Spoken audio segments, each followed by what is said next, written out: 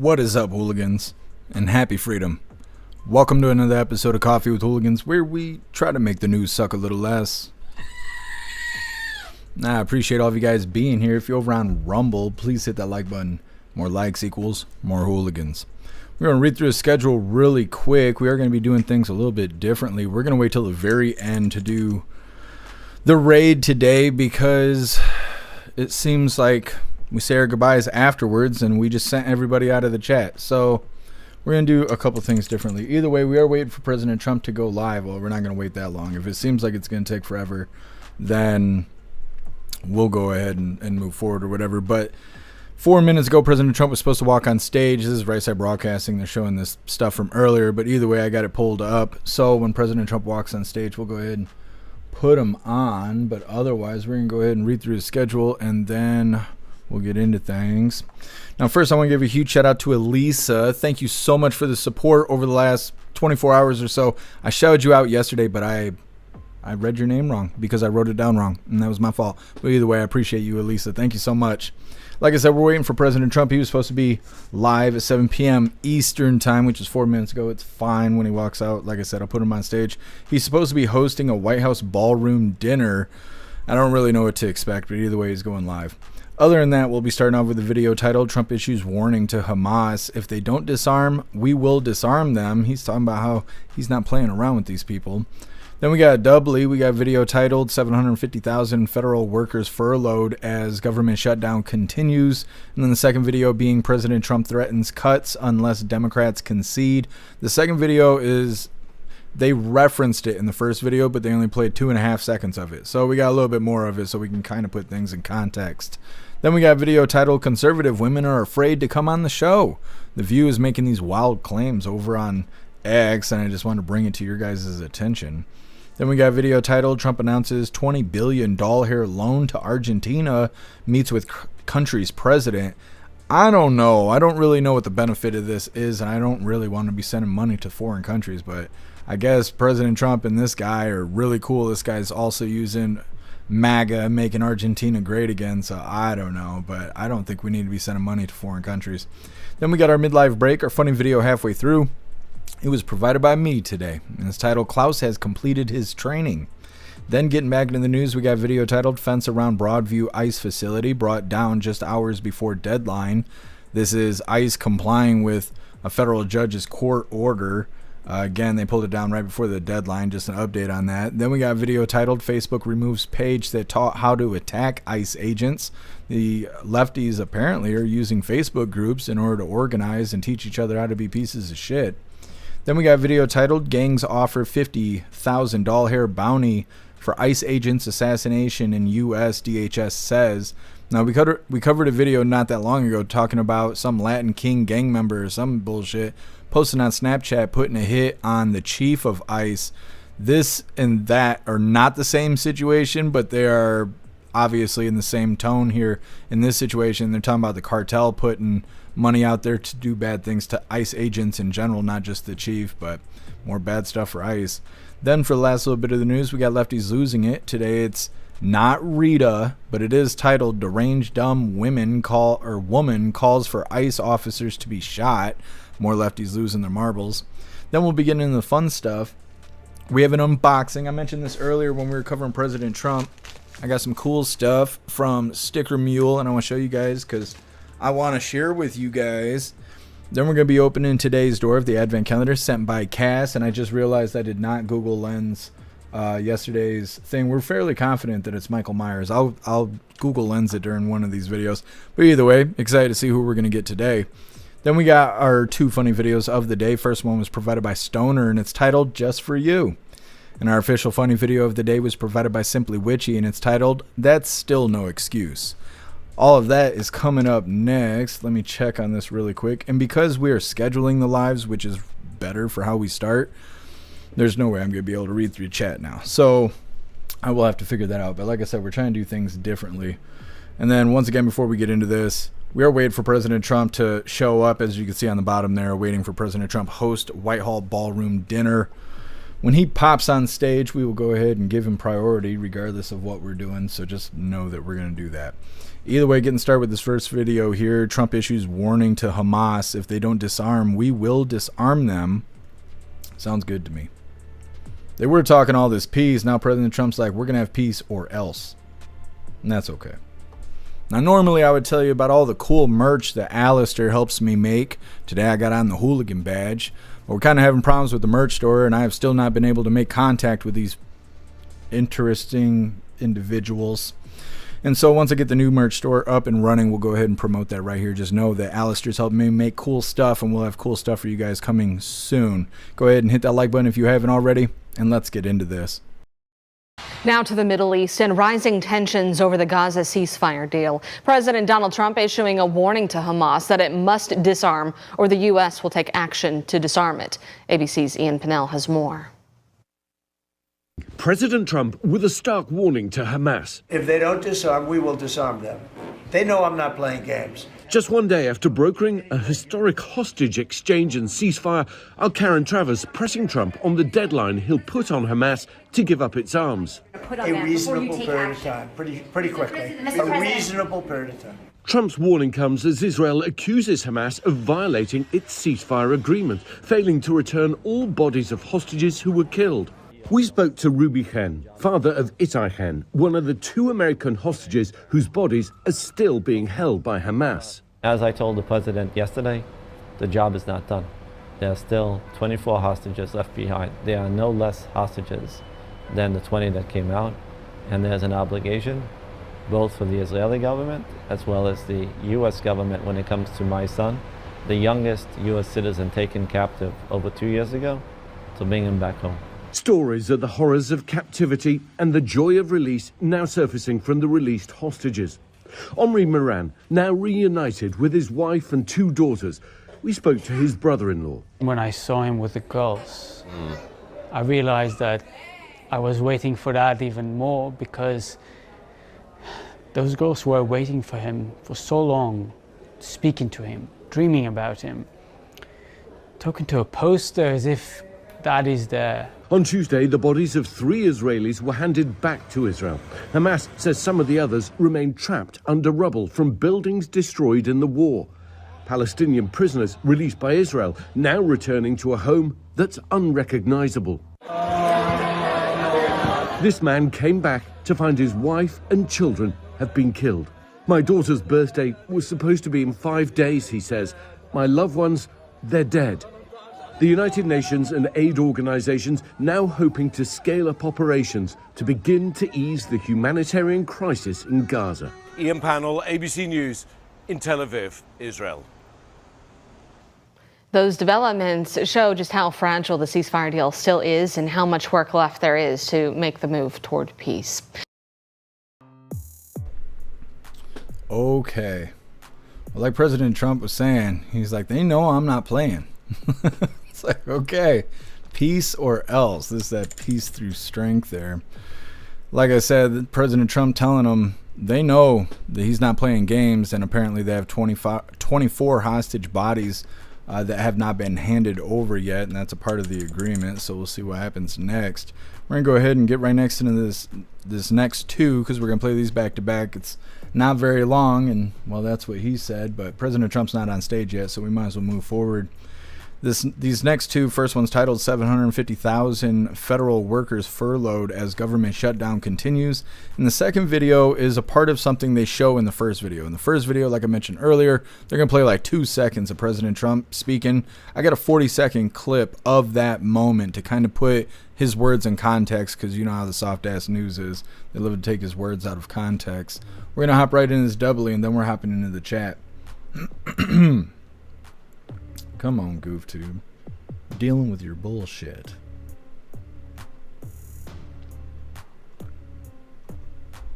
Alright, like I said, the first of 2 here. Go ahead and hit that like button over on Rumble, as well as the CommuTube, and let's get into this. Today, Congress plans to vote on the House Republican spending bill for a 9th time. But with both sides dug in, its result is all but certain. It's now been over 2 weeks since Republicans shut the government down because they refuse to work with Democrats in a serious way to fix the health care crisis looming over the American people. Democrats are holding out on the extension of Obamacare subsidies and the restoration of Republican cuts to Medicaid, a debate Republican leaders want to push to another day after the government reopens. Until Schumer and the left wing of his party are satisfied enough that the pain this shutdown has caused has reached a limit that they're satisfied with, then the Republicans are going to stand here every single day, and we're going to continue to deliver the simple facts directly to the American people. An estimated 750,000 federal workers have been furloughed. Essential employees like TSA agents and air traffic controllers are forced to work without pay, some of which warn the shutdown is jeopardizing travelers' safety by making the already strained staffing levels worse. This introduces a new risk to aviation. Air traffic controllers are supposed to mitigate risk. And today, major airports, including ones in Chicago, New York City, and Atlanta, refused to air a video the Department of Homeland Security rolled out nationwide, pointing to policies around political messaging in their facilities. The video shows Secretary Kristi Noem blaming Democrats for the shutdown. And our hope is that Democrats will soon recognize the importance of opening the government. The standoff in Washington has no end in sight. President Trump yesterday said the White House will not negotiate until the government is back open, threatening to permanently cut programs that are important to Democrats if nothing changes. We're not closing up Republican programs because we think they work. Amid a push to pay the military, service members did get paid today from leftover funds the Trump administration says were originally earmarked for research at the Pentagon. Christiane Cordero, ABC News, Washington. Okay, so like I said, they play this really quick clip of President Trump there. Now, they didn't try and portray him as saying a whole bunch of terrible things like they normally do. But we're going to play this 40-second clip of him talking, and they're going to kind of summarize some of this. But either way, it puts what he says in context. Let's go ahead and play this, and then we'll go ahead and hop in the chat. The Senate will attempt its 9th vote today on a measure to reopen the government. Senators again failed to pass the House-approved bill yesterday. The shutdown is now entering its 3rd week, with Democrats still holding out to get health insurance subsidies extended.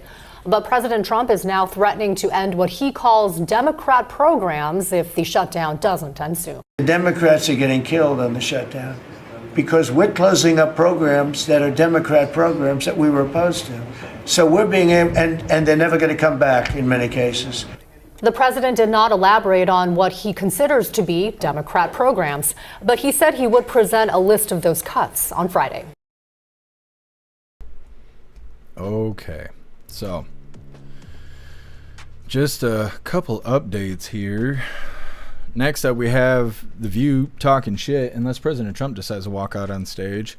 It's a very short clip, but The View is trying to tell people that they want conservative women to come on their show, but conservative women are just afraid to talk to The View, to those banshees over there on The View. Now, I think it's a bunch of bullshit, but that's what they're out there claiming on X, and I figure we'll just go ahead and talk about that. But first, we're going to hop in the chat, see what you hooligans think about President Trump threatening Hamas, saying, you know, they know that he's not playing games, and if they don't disarm, he will disarm them. And then also they haven't handed over the 24 bodies of hostages that they are supposed to as a part of this deal. And then also President Trump dealing with these damn Dems doing the government shutdown. Schumer crying, saying it's the Republicans' fault for not being more serious about this healthcare crisis that's looming. 750 federal workers being furloughed, and then they say that this is making flight travel less safe because it's putting strain on staff, which is the last thing we need because we got planes falling out of the sky. And well, they weren't doing that great before they started doing that.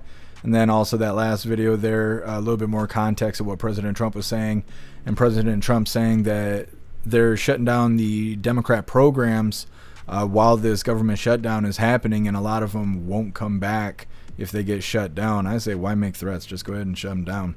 Either way, hop in the chat, and like I said, The View's talking shit next. Energy's there. Hamas. Yeah, that ham ass. I didn't think about it like that. Yeah, you're right. You're right. Rest Broadcasting's playing something from earlier. Got this stupid little gnat like flying around me. I'm about done buying bananas. The gnats, they know how to find the bananas. Thank you so much, Ramsey, for that $1 donation over on Rumble. Really appreciate you, Ramsey. Thank you so much for the support. It says like, share, and repost, or go back to drinking your, what is that? Atrazine. It's obviously turning you gay. Thank you, Ramsey. Really appreciate the support.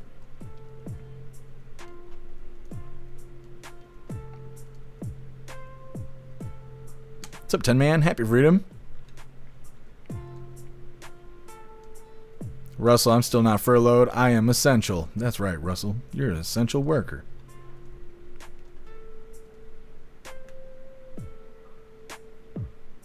Russell Seal, Team 6 could disarm Hamas. Yeah, they don't want these problems. They know what happened with the bunker buster bombs and all that stuff in Iran or wherever that happened. They don't want problems like that. They should just go ahead and do the thing. What's up, Cass? Happy freedom. Cass, this time of year sucks with gnats. Almost everything has to be in the fridge or else. Yeah. Yeah. And then Klaus, he loves swatting them. He can't catch them, but he tries. And he's loud. He's a 20-pounder flounder flinging himself across the living room. What's up, Dutton? Happy freedom to you. What's up, Greg, Ohio? Happy freedom to you. What's up, Goth? Happy freedom. I wrote customer service on Rumble about these fall emojis. I was able to upload them on Kick, the website, but I could only upload one of them on Rumble. The other two are getting these weird error messages, and I don't know why. So hopefully Rumble will fix it, and we can have all, well, not all, but the 3 fall emojis I found today. I might add some more. We'll see. What's up, Watchman? Happy freedom. What's up, Patriot Dad? Happy freedom to you. Got the TSA people are assholes already with pay. Do we really need these people? I don't think they're that great to begin with. And then, yeah, they're saying, oh, well, the shutdown's making things less safe. Like, we're devolving at such a fast rate. It's like when I was in school, they were celebrating, you know, the creation of airplanes and stuff. Now we're barely able to keep them in the sky because everybody's too damn stupid. It's not good. It's not good at all. What's up, Roy? What's up, Bill Clay? Happy freedom. What's up, Tony Rez? Happy freedom to you. What's up, T1? Happy freedom. What's up, Beck Frank? Happy freedom to you. What's up, Kelly R? Happy freedom.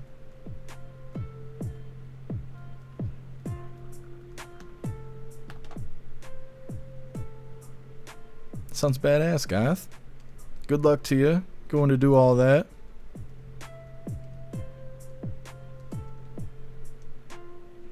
Patriot Dad, the government employees where I work are starting to freak out about Schumer shutdown. I get their government emails. That's pretty funny. They're getting back pay and stuff, so I don't know why they're worried about it. I mean, maybe they're just not good with money. Maybe they just blow all their money, because I don't know if they mentioned it in that video. I've had to screen so many videos today. One of the videos was saying that a lot of like federal workers and military live paycheck to paycheck, and I'm like, why?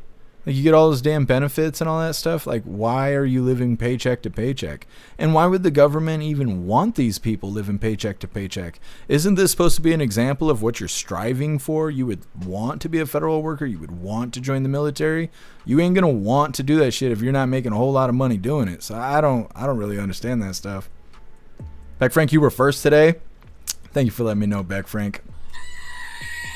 You were first today. You ain't got to rub it in everybody's face. What's up, Metal Mouth? Happy freedom.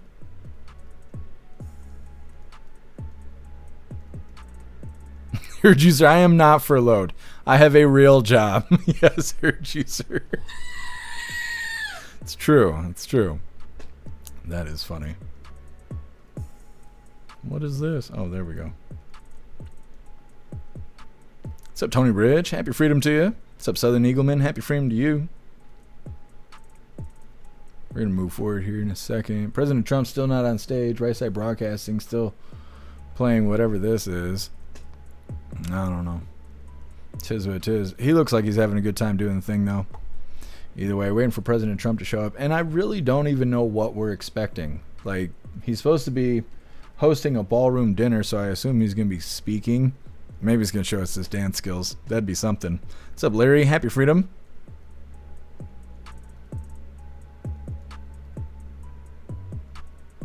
What happened, Larry?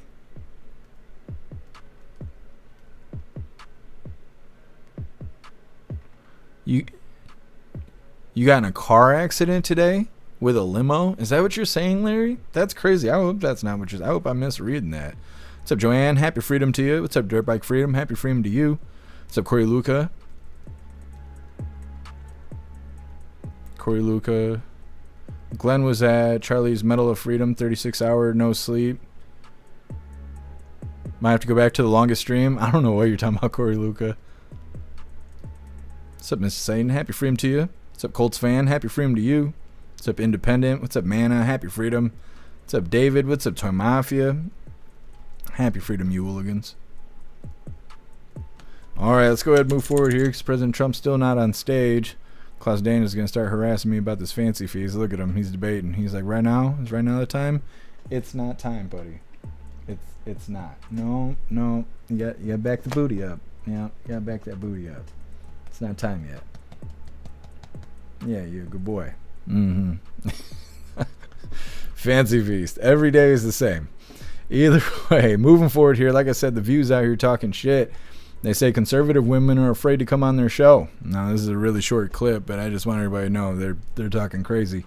Now, before we get into this, I want to remind you, hooligans, if you'd like to participate in Free Speech Saturday, make sure you post all of your memes over on Discord or on jeffmaclive.com.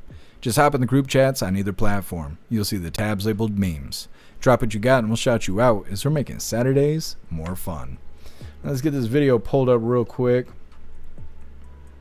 It's not as long as she'd like, but it is what it is. Either way, hit that like button if you haven't already, and let's get into this.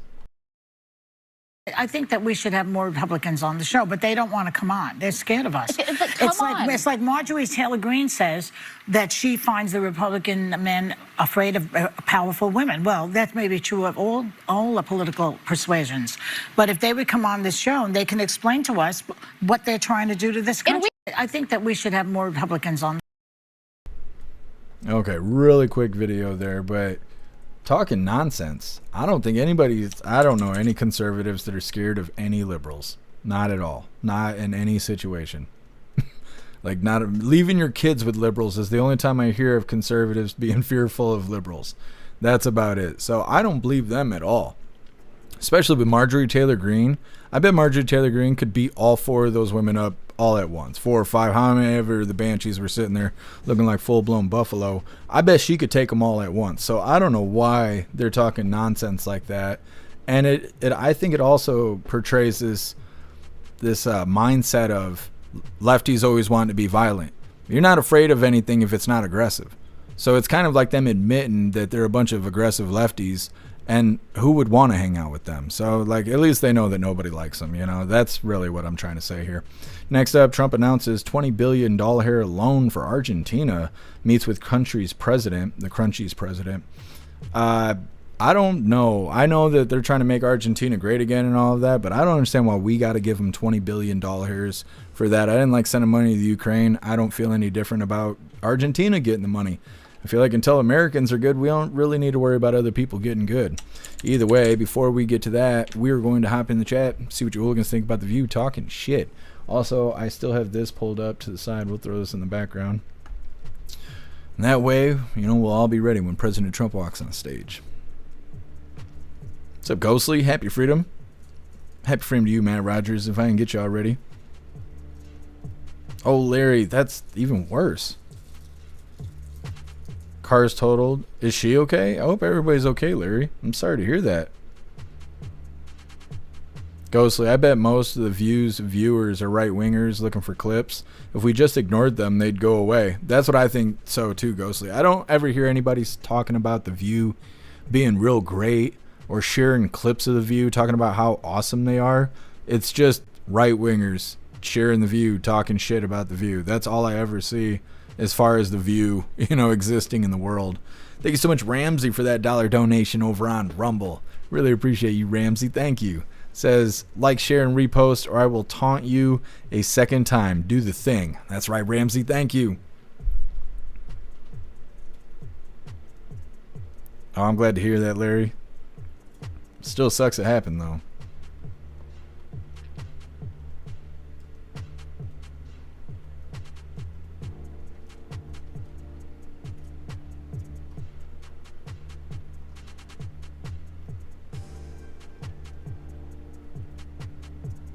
Kaz, no, Larry's daughter's car got totaled. But it sounds like everybody's okay, though. Yeah, Beck Frank, the Crunchy's president. That's how we disrespect other countries' president here in America. We call them Crunchy presidents. Bill Clay, Marjorie Taylor Greene would take over the show and be the new host. Yeah, the View wouldn't be able to handle Marjorie Taylor Greene. She'd be mic dropping them left and right. Kelly R, keep freezing up. Are you using the app or are you using the browser? I don't have problems like that with the browser usually, but the app I seem to have frequent issues with where it freezes up every little bit.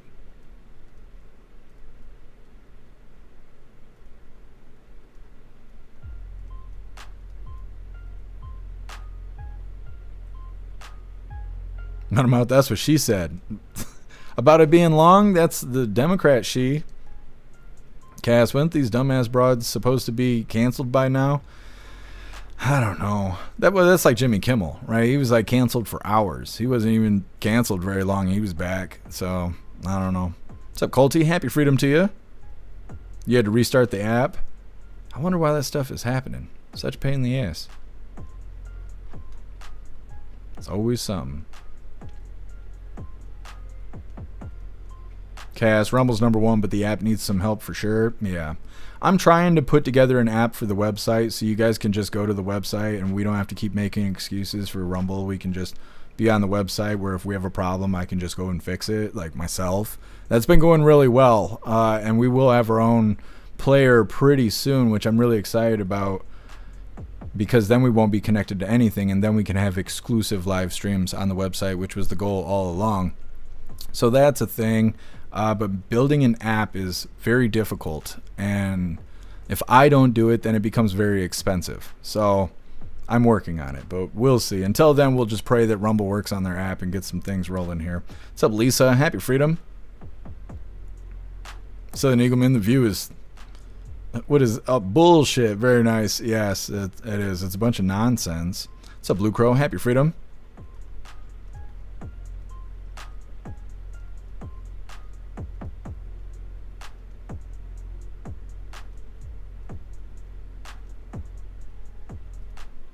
Kelly R, you're in the app. Oh, you're on the iPad? Yeah. And it's a green logo? Yeah, because on my phone, the Rumble logo is still the stars and stripes. Updating it would probably help, Kelly R. Metal Mouth, it's not the View, it's the Spew. It is. Let's go ahead and move forward here. I don't know when President Trump's going to step on stage, but I got it pulled over here on the monitor, so as soon as he does, we'll just... throw him on the screen there, no worries. Like I said, Trump announces.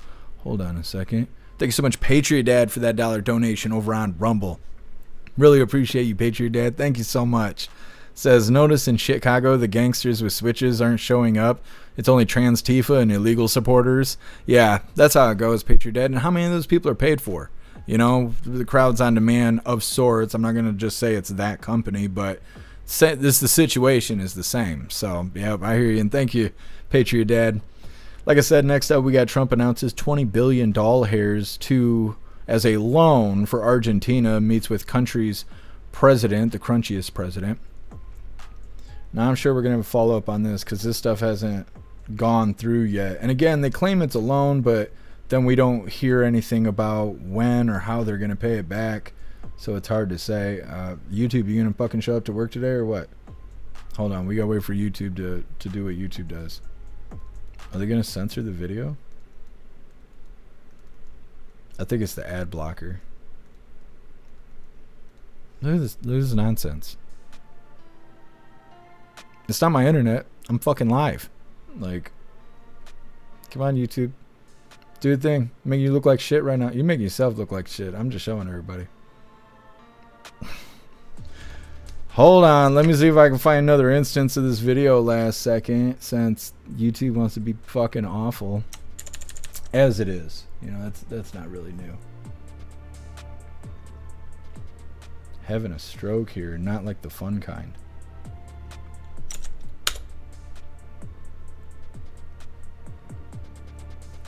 Is YouTube going down?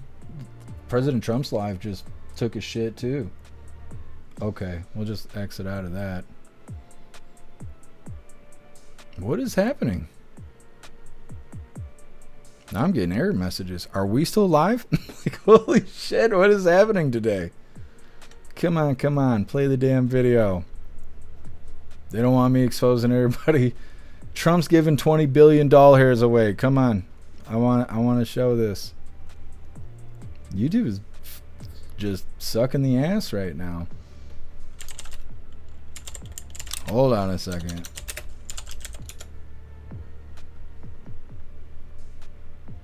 Oh. Something might be happening. Look at this. 100,000 reports in the last 13 minutes of YouTube being down. Oh, and it's Brave browser. Interesting. Let me see. I was just saying about how this is all a bunch of bullshit and everybody needs to be on the website. Anyways, it looks like they decided to play since, we hung them out there to dry. Once again, this is Trump announces $20 billion loan for Argentina, meets with the crunchy president. Hit the like button if you haven't already, and let's get into this. Argentina's president meets with President Trump to talk trade at the White House. This comes nearly a week after the Trump administration announced that it would be giving Argentina $20 billion. But according to President Trump, continued U.S. support may depend entirely on the outcome of the upcoming Argentine elections. Fox News senior national correspondent Kevin Cork has more on the story.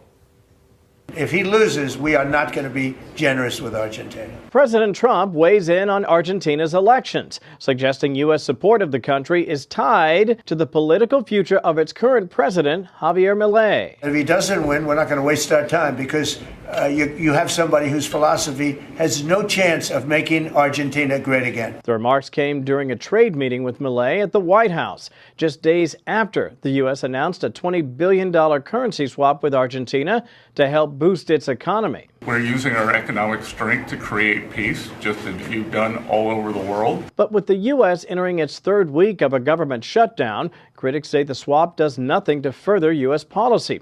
Instead, many believe it's aimed at helping a Trump ally, struggling with support ahead of a crucial legislative election in Argentina later this month. The president dismissed those claims, defending Milei, who is up for re-election in 2027. What's the benefit for United States in helping this way Argentina?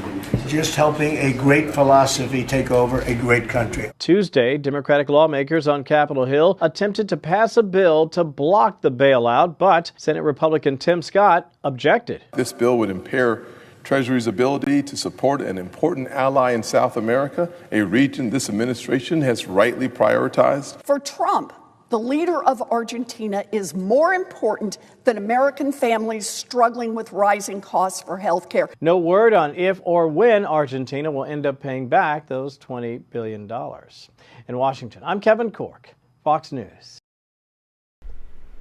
Okay, so that guy's got painted eyebrows. I don't know who told him that was the look to have, but they were lying to him. Either way, I'm going to try and pull this live up, President Trump, see if he's on stage yet. I don't know what's going on with YouTube. YouTube is just dying. It's having a stroking out. So we'll just let this sit here and have itself a nice little stroke, and we'll try and move forward. Next up, if everything decides to work, we got our midlife break. It's our funny video halfway through. Today was provided by me, and it's titled, Klaus Has Completed His Training. It's coming up next, but first we're going to hop in the chat, see what you hooligans think about President Trump giving Argentina $20 billion hairs. They're saying that, or President Trump is saying that if the MAGA guy over in Argentina doesn't win, then they're not going to be friendly with Argentina. Oh, we can put this in the background. They're actually showing a feed now. It means pretty soon President Trump will be live. Either way, President Trump saying that if that guy doesn't win, then they're not going to be very, or we as a country will not be very friendly with Argentina. Saying that we're going to give them $20 billion hairs to boost their economy. Mentions that there is no word of if or when Argentina would be paying this money back. And like I've been saying, I don't really think we need to be worrying about what other countries are doing. I don't understand why we got to give them $20 billion hairs. Isn't President Trump's support enough? Why do we got to give him all that money? I don't know. Either way, like I said, we got our midlife break coming up next, unless President Trump walks out on stage. But first, we're hopping in the chat.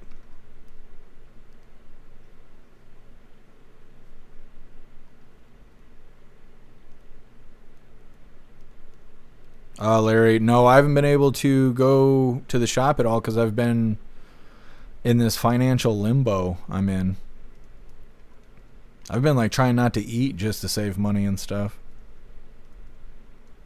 Zero, you're having trouble using YouTube on Edge? There's something weird going on with YouTube because that's a lot of reports just in the last 10 minutes, like over 100,000 reports. So something must be happening with YouTube. Usually when that stuff's happening, it's because they're updating their algorithm. So there'll be problems like this, then there'll be announcements of rule changes or accounts getting suspended overnight. There'll be a bunch of posts on X of people talking about how they just got banned or they got a strike or whatever. And it usually happens right around when these errors come out. So we'll see. What's up, Turbo? Happy Freedom.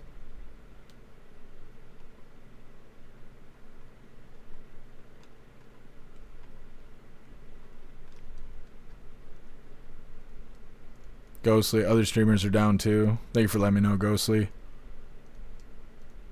This is why everyone needs to be here on the website. Yep. I just don't know how to get everybody over there. They won't go. What's up, Stoner? Happy Freedom. Stoner, don't suspend me, bro. What's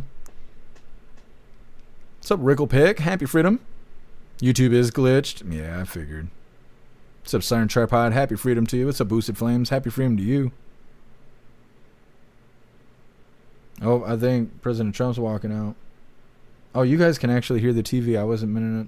That was an accident. Accidentally let you guys hear that, I think. Or is it still muted? Oh, it was muted. Good. So it wasn't a total disaster.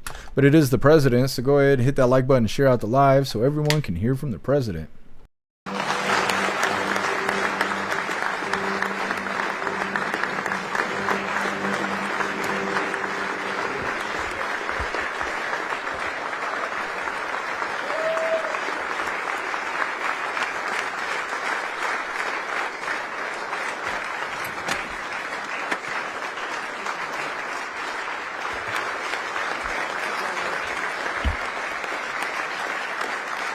Make America great again.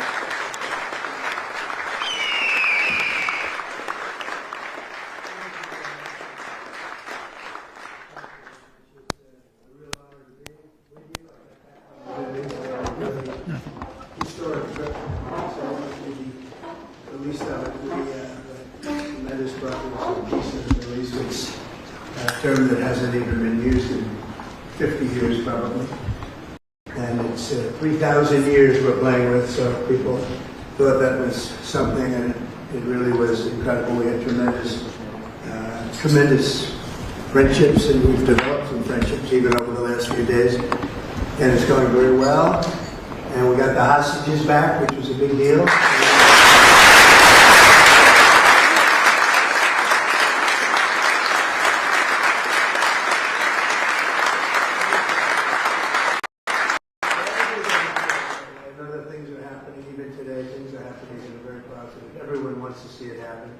Countries that didn't get along with each other are now seemingly in love with each other. Now, the Middle East have changed, perhaps, but the deal will still be there. And it's going to be, I think it's going to be something to remember. We've settled now 8 wars, if you think.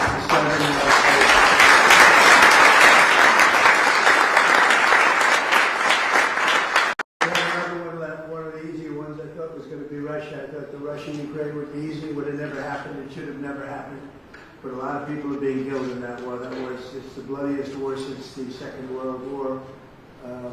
I think that we'll get that one too. We'll stop. You know, it's not from the U.S. These soldiers that are dying all over the place. 7,212, they say last week. Think of that, 7,212 soldiers for no reason. It never happened. If the right person were here, it wouldn't have happened. I can guarantee you that. But it did happen, and we've made some good progress. Interestingly, we made a lot of progress today because of what took place in the Middle East.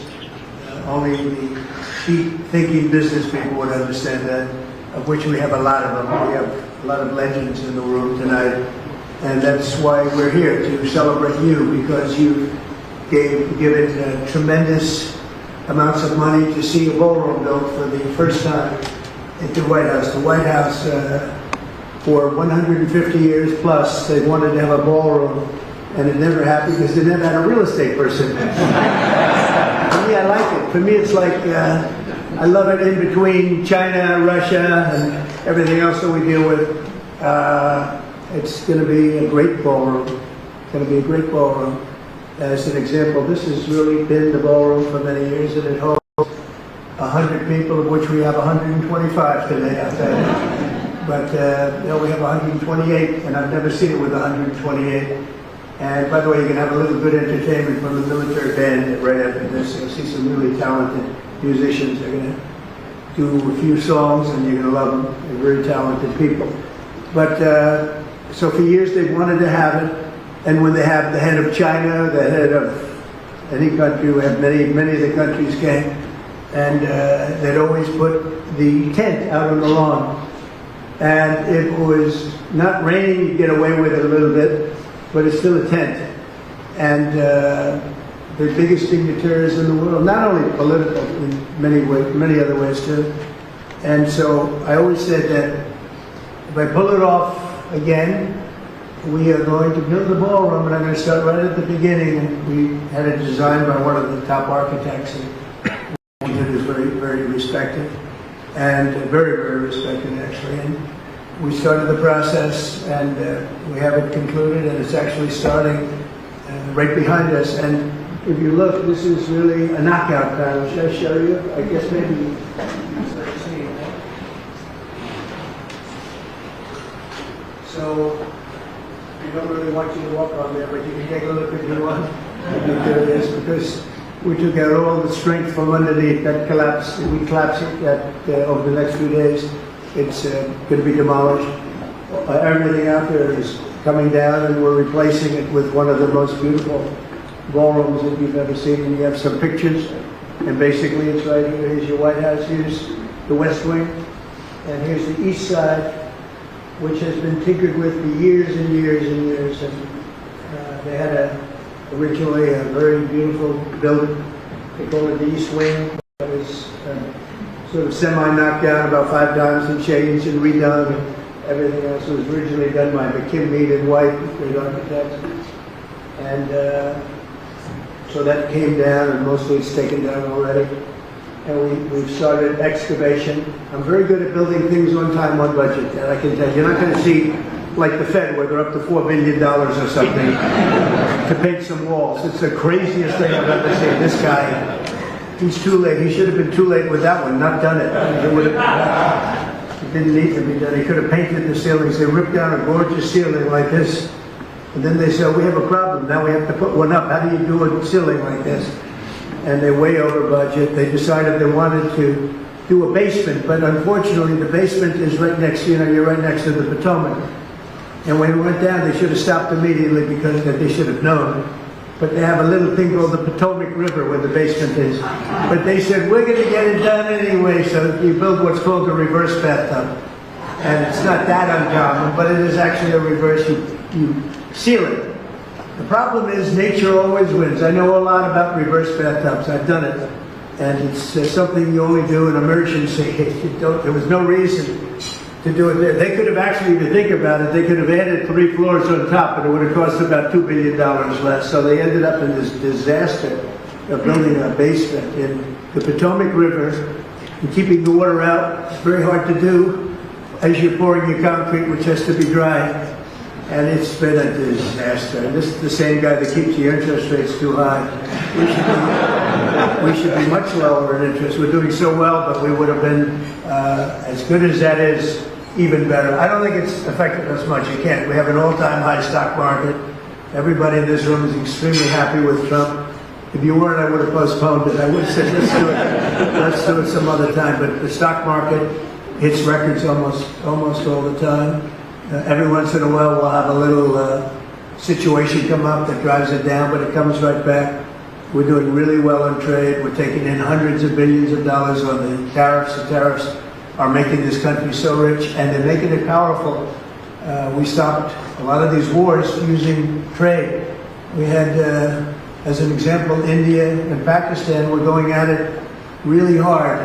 7 planes were shot down. It was going to happen. Bad things were happening. And I was talking to both of them about trade. And I said, how are we doing with this? They said, sir, we're doing very well. Great. Well, we're not going to do well. We're not going to do a trade deal unless they stop the war. And I got him on the phone and I said, listen, we're going to put a 200% tariff on your country for any product you sell into the United States unless you stop this war, because I'm not going to be a party to it. You have 2 nuclear nations, by the way. No, you can't do that. I say, I can do that. Very easily I can. We're not going to have to lose millions of people from the planet. And frankly, that dust could blow over here too. It affects everything. It's a powerful, powerful weapon. Too powerful. So powerful you don't want to talk about it. So they said, no. I said, yes. Here's the story. If you're going to go and do it, we're cutting off all negotiations. There'll be no trade with the United States of America. Both nations spoke to. I like both. The leaders, I like them both. Wow. But I said, that's the way it is. And I get a call the next day. We have decided to de-escalate. I said, I thought you would, actually. We have decided that we will not fight. I said, have you come to a conclusion? Yes, we're not going to do any more. They stopped. It stopped. Just like that. This could have been a nuclear war. Probably would have been. In fact, the Prime Minister of Pakistan came and saw me, and he was emotional about it. In front of a group of people, he said, this man saved 3 million, 5 million, maybe an untold number of lives. And it was just recently that this happened. And we did numerous of them like that. And part of the reason we did it was trade. I think of the 8, I would say 5 were because of trade. You know, the power of trade, but the power of tariffs. The tariffs have made us a very kind nation because a lot of people aren't dying. I use it for purposes of stopping wars. I love stopping wars. And sort of interesting, I'll be the only president, I don't think any president has stopped 1 war. I stopped 8 wars in 8 months. Did I get a Nobel Prize? No. Can you believe it? Even I said, yeah, that's an impossible one. But it's all right. I suspect, I think next year will be better, but I don't think. You know what I care about? I saved maybe hundreds of millions of lives, but certainly I saved.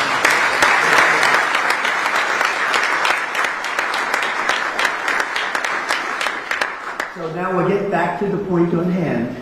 And that's where you're really here because you've contributed to this incredible building that people have wanted for so many years. And we show another building. It's an arc. It's the arc.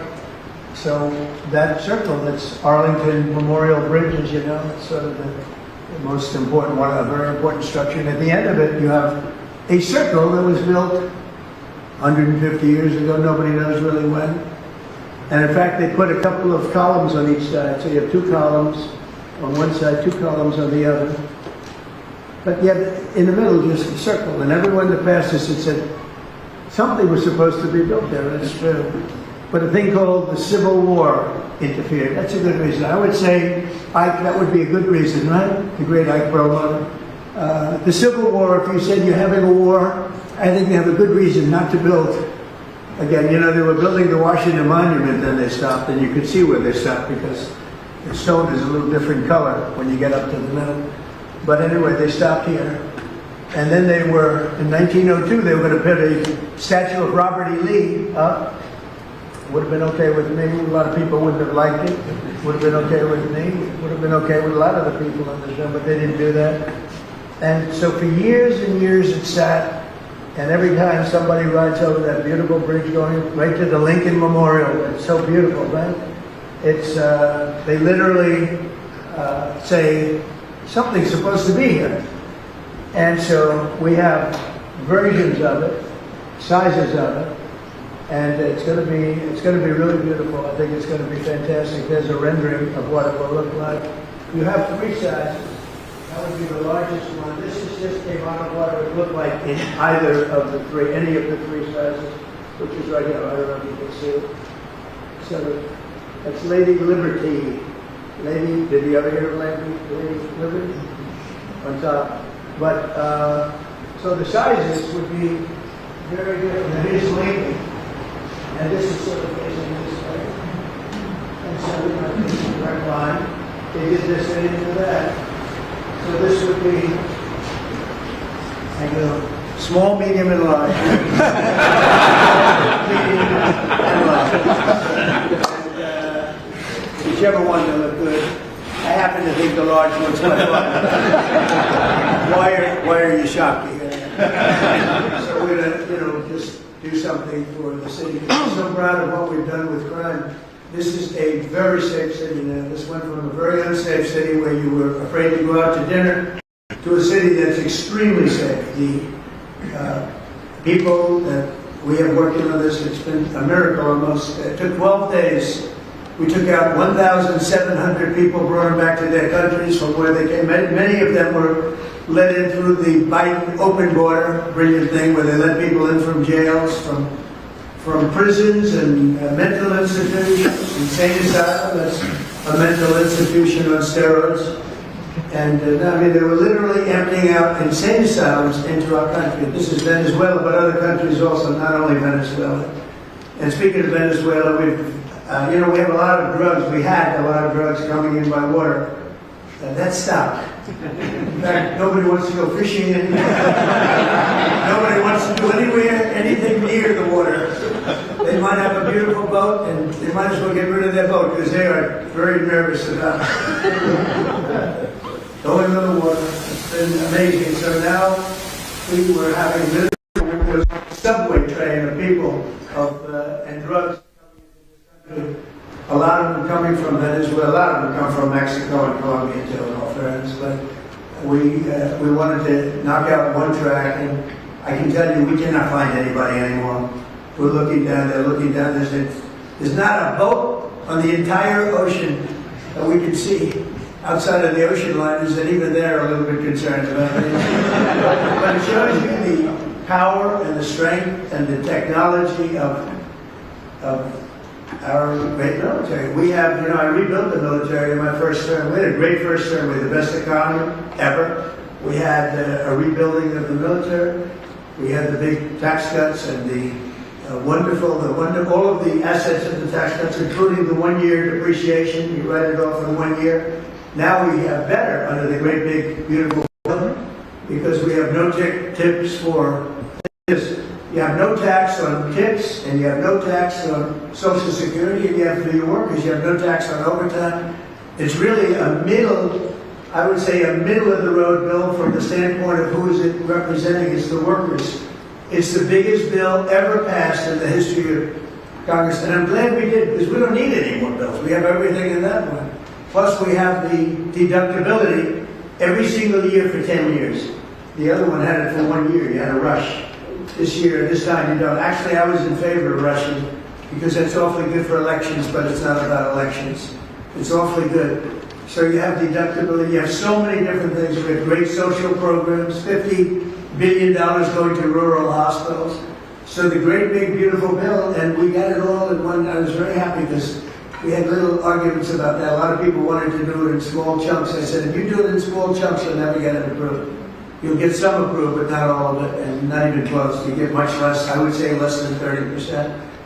So they've never done this before. They put every single thing that I wanted for 4 years in one bill.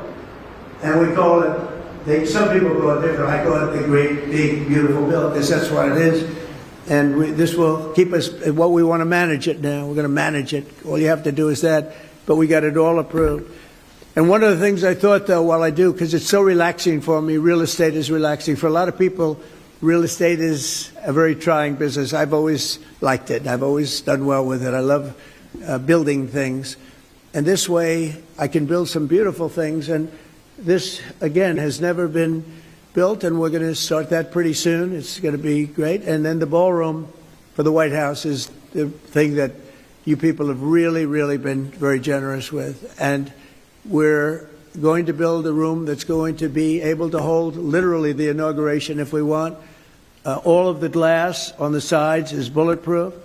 It's 999 people it can hold. So if we figure we have 125 people in here approximately now, which I've never seen before. I've always heard it's less than 100.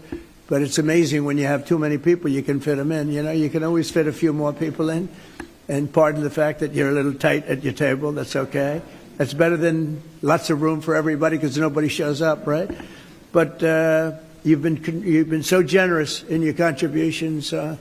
Very substantial money, fully financed. It's fully taken care of now.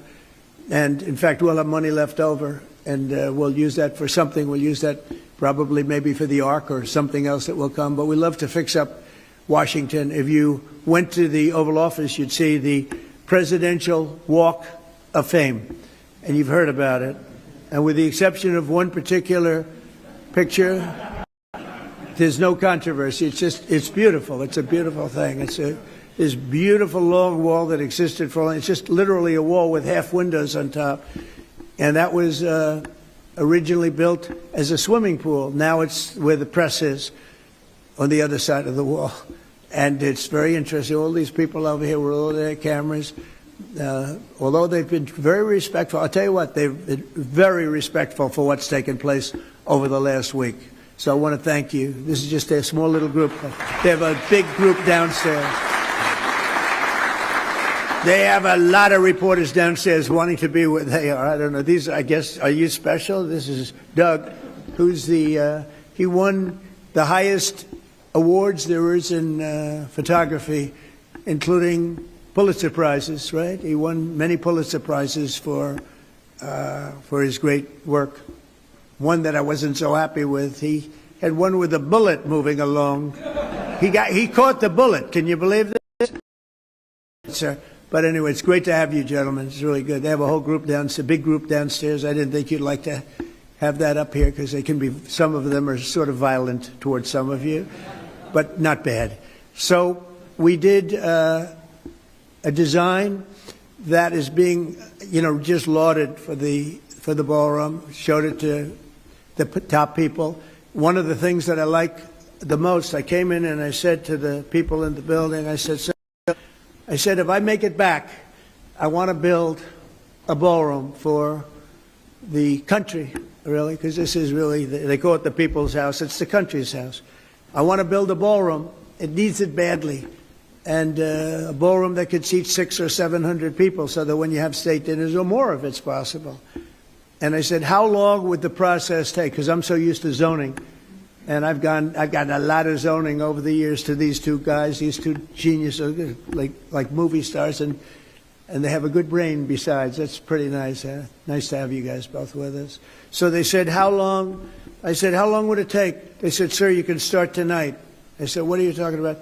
You have 0 zoning conditions. You're the president of... I said, you got to be kidding. You mean I can actually do something that I really want?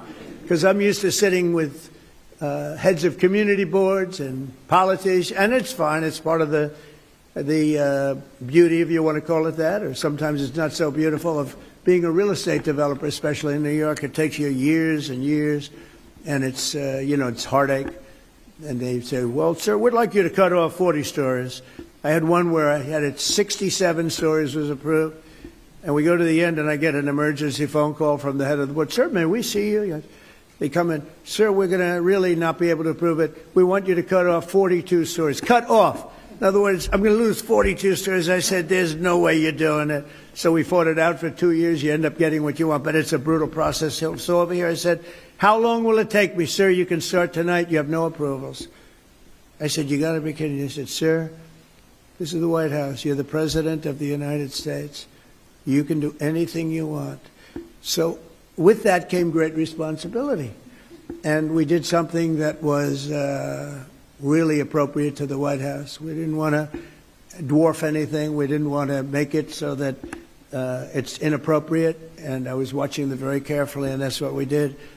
And so we're going to have a phenomenal ballroom. This is going to be one of the best anywhere in the world. There won't be anything like it, actually. And it's 4 sides of glass, or glass, beautiful glass, but totally appropriate in color and in window shape and everything else with the White House, moldings.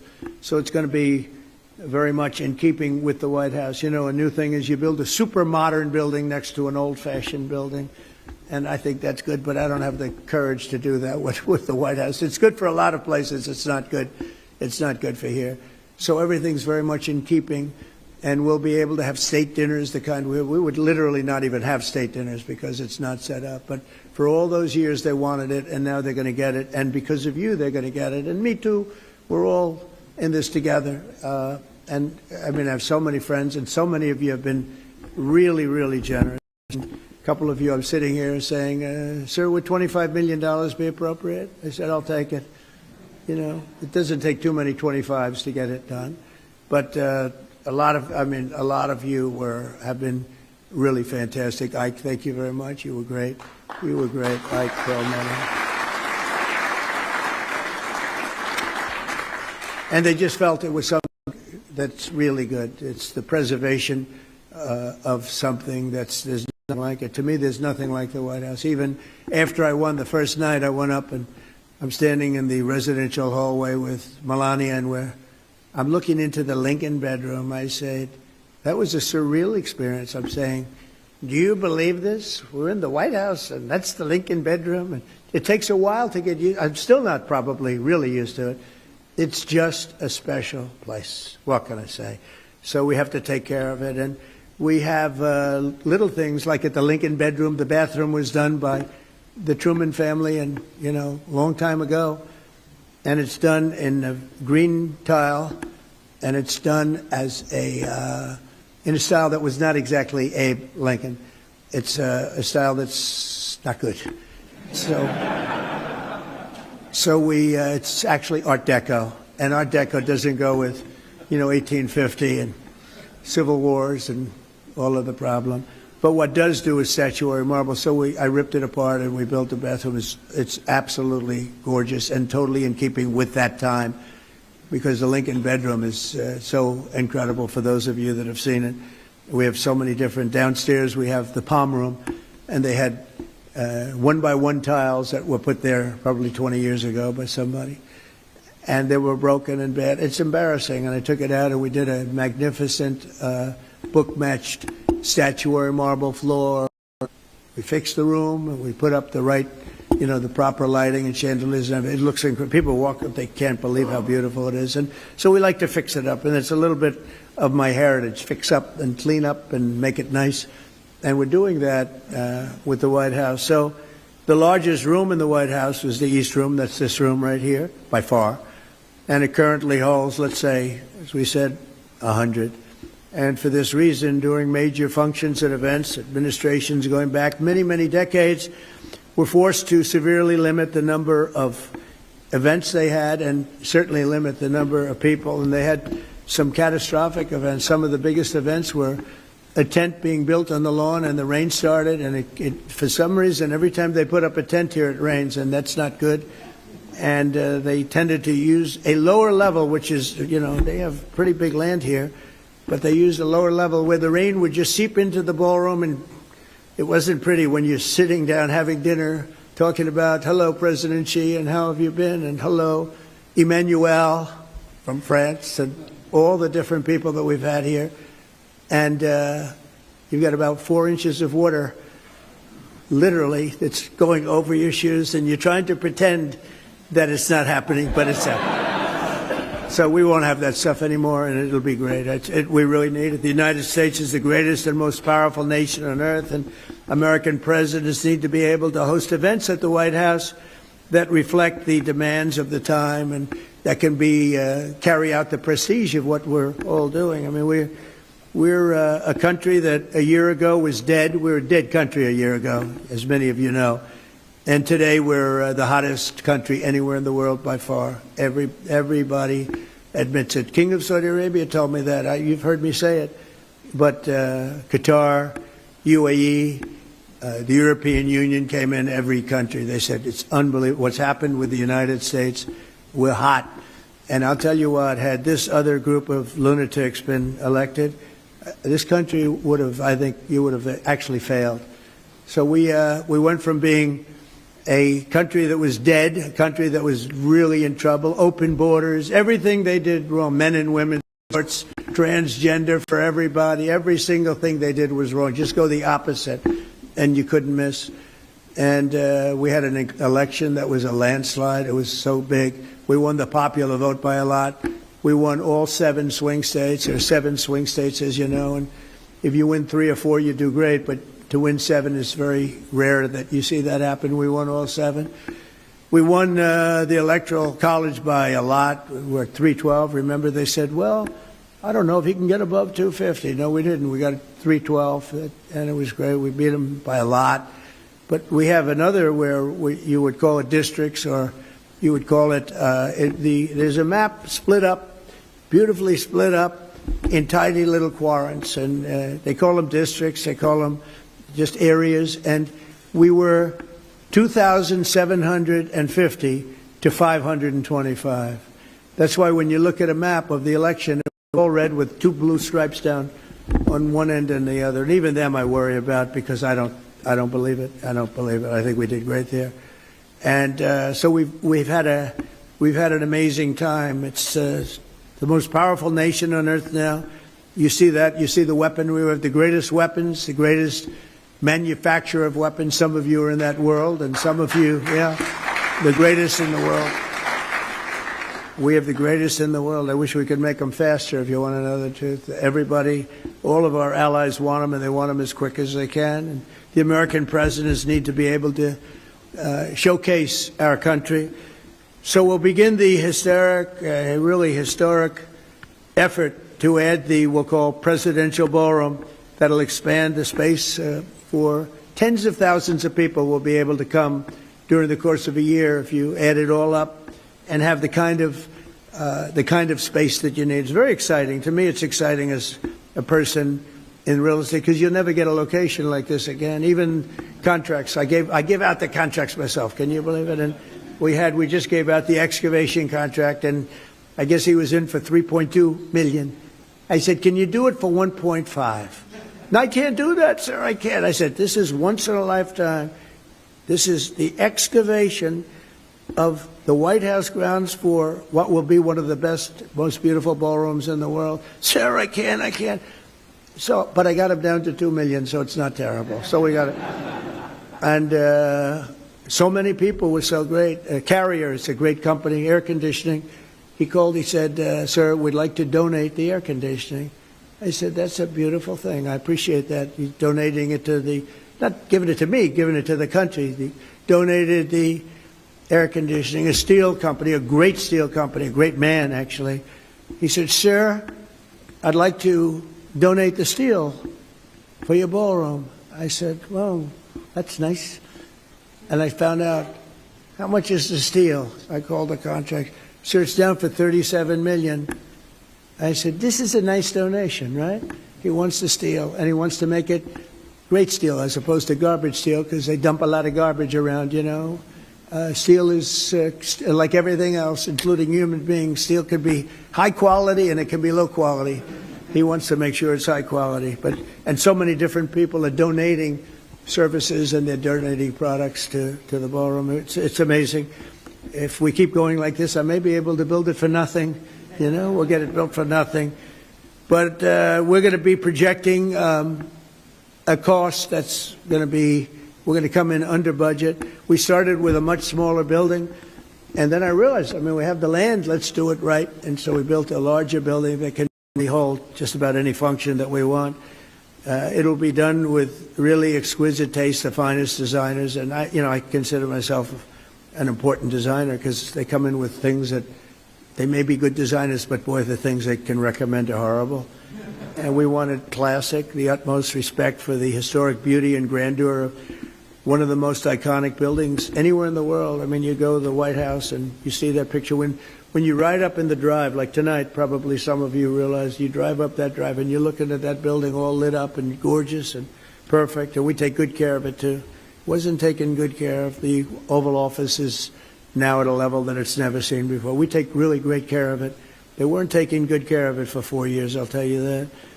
This addition will be completed in the classical style that complements everything else around it, including the Treasury Department, which is right next to it. We have been working very closely with the incredible people of the National Park Service. They really are. They love this place. They're very proud of it. The architects, historians, and everyone else, and many others, to ensure that the project will be beloved and loved for years to come, for centuries to come. It's going to be up for a long time, I hope. To the cherished White House staff and everyone else that worked so hard, I want to thank you very much. And it's from James Monroe, who added the South Portico. I don't know if you know that, South Portico. To Andrew Jackson, who added the North Portico. To Theodore Roosevelt, who added the West Wing. Did you know that? Theodore Roosevelt, a long time ago. And Harry Truman, who added the Truman balcony. He wanted the Truman balcony. That's right up here, so you have the balcony off the residential. Chief executives throughout the history have contributed to making the White House special, and nothing of this magnitude has been done. But the really big recent renovation was the West Wing and the Oval Office, and that's pretty major in terms of what it stands for. It's actually not big, but it's really big in another way. It's the biggest, I would say, in another way. And that was around 1900, so that's a long time ago. That's a long time ago. And this is going to be something that's going to make you all very proud. So now we have the presidential ballroom. We're ensuring that the People's House will continue to serve the American people properly, and we can have all the people in the world come and they'll say, boy, what a place that is. But I want to thank, and just leave it by thanking everybody in this room. You've been unbelievable. Some of you have been just incredible. You really felt it was very important to do this, and it happened so quickly. I mean, I thought I'd have this dinner like in a year from now, a year and a half from now, and we have it already because it's fully taken care of. And I just want to thank you all. You're very special people, really. But somehow the ballroom at the White House, it really hit a nerve with a lot of people. They wanted it. You love the country. You know, this country has spirit again. This country didn't have a lot of spirit 2 years ago, 3 years ago, 4 years ago. It developed spirit on November 5th, where a lot of you were with me. Some of you weren't, but you quickly became with me. It's amazing the way a victory can change the minds of some people. But most of you were with me, and Pepe, you were fantastic. He's got a little sugar business. He has a monopoly. He has a monopoly on the world's sugar. I would say that's a good business. I know nothing about sugar, but I would say a monopoly on sugar is pretty good, Pepe. Thank you both very much. Thank you, darling, for being. Well, thank you both for. Yeah, that's right. He ends up with good real estate. It starts off as sugar, then all of a sudden he's in the middle of a city. And he ends up, but he's been great and a supporter right from the beginning for years. And I see you sitting out there, and I appreciate it, and so many others. So I just want to say thank you all. Simply behind me, so is a knockout panel. This panel, the next time you come here, will be opened up and gone. No problem with any of the surrounding areas. This room will be fixed. This will be like a cocktail. The whole floor will be cocktails or pre-briefings or whatever it may be, lots of different things. So the entire floor, so you come in, the entire floor sets up. We didn't have to do any of that. Usually you have to do that. You need different rooms to go along with the ballroom. They're already built, and they're built better than anybody would ever build because this is beautiful stuff. It doesn't get better. So we have this one. We have another one similar on the other side.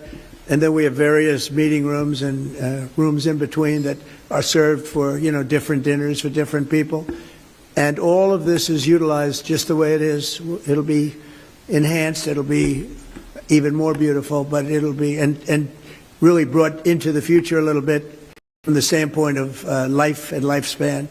So this will be your area. Then you get the bell, bing, bing, bing, and you walk into the ballroom, and you'll have close to 1,000 seats if you need them, or much less. We have separating panels, so it could be less, or it could be actually even more than that.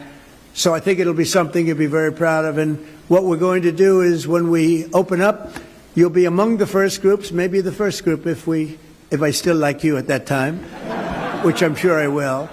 But you'll be here, it will be here, and you're going to be very happy. You're going to be very impressed. We get it done. So I want to thank everybody very much, and it's so many friends in the audience, and I just want to thank you all. You're very special people. You love the country. You love the White House, And what you've done is very important. And we'll have a little dinner, and we'll ask the press to now go home to your wives, family, say hello to them. If I don't like you, don't even bother. But you've been great. Thank you very much. And Doug, thank you very much. And congratulations on a great career. Thank you. Thank you, everybody. Thank you very much.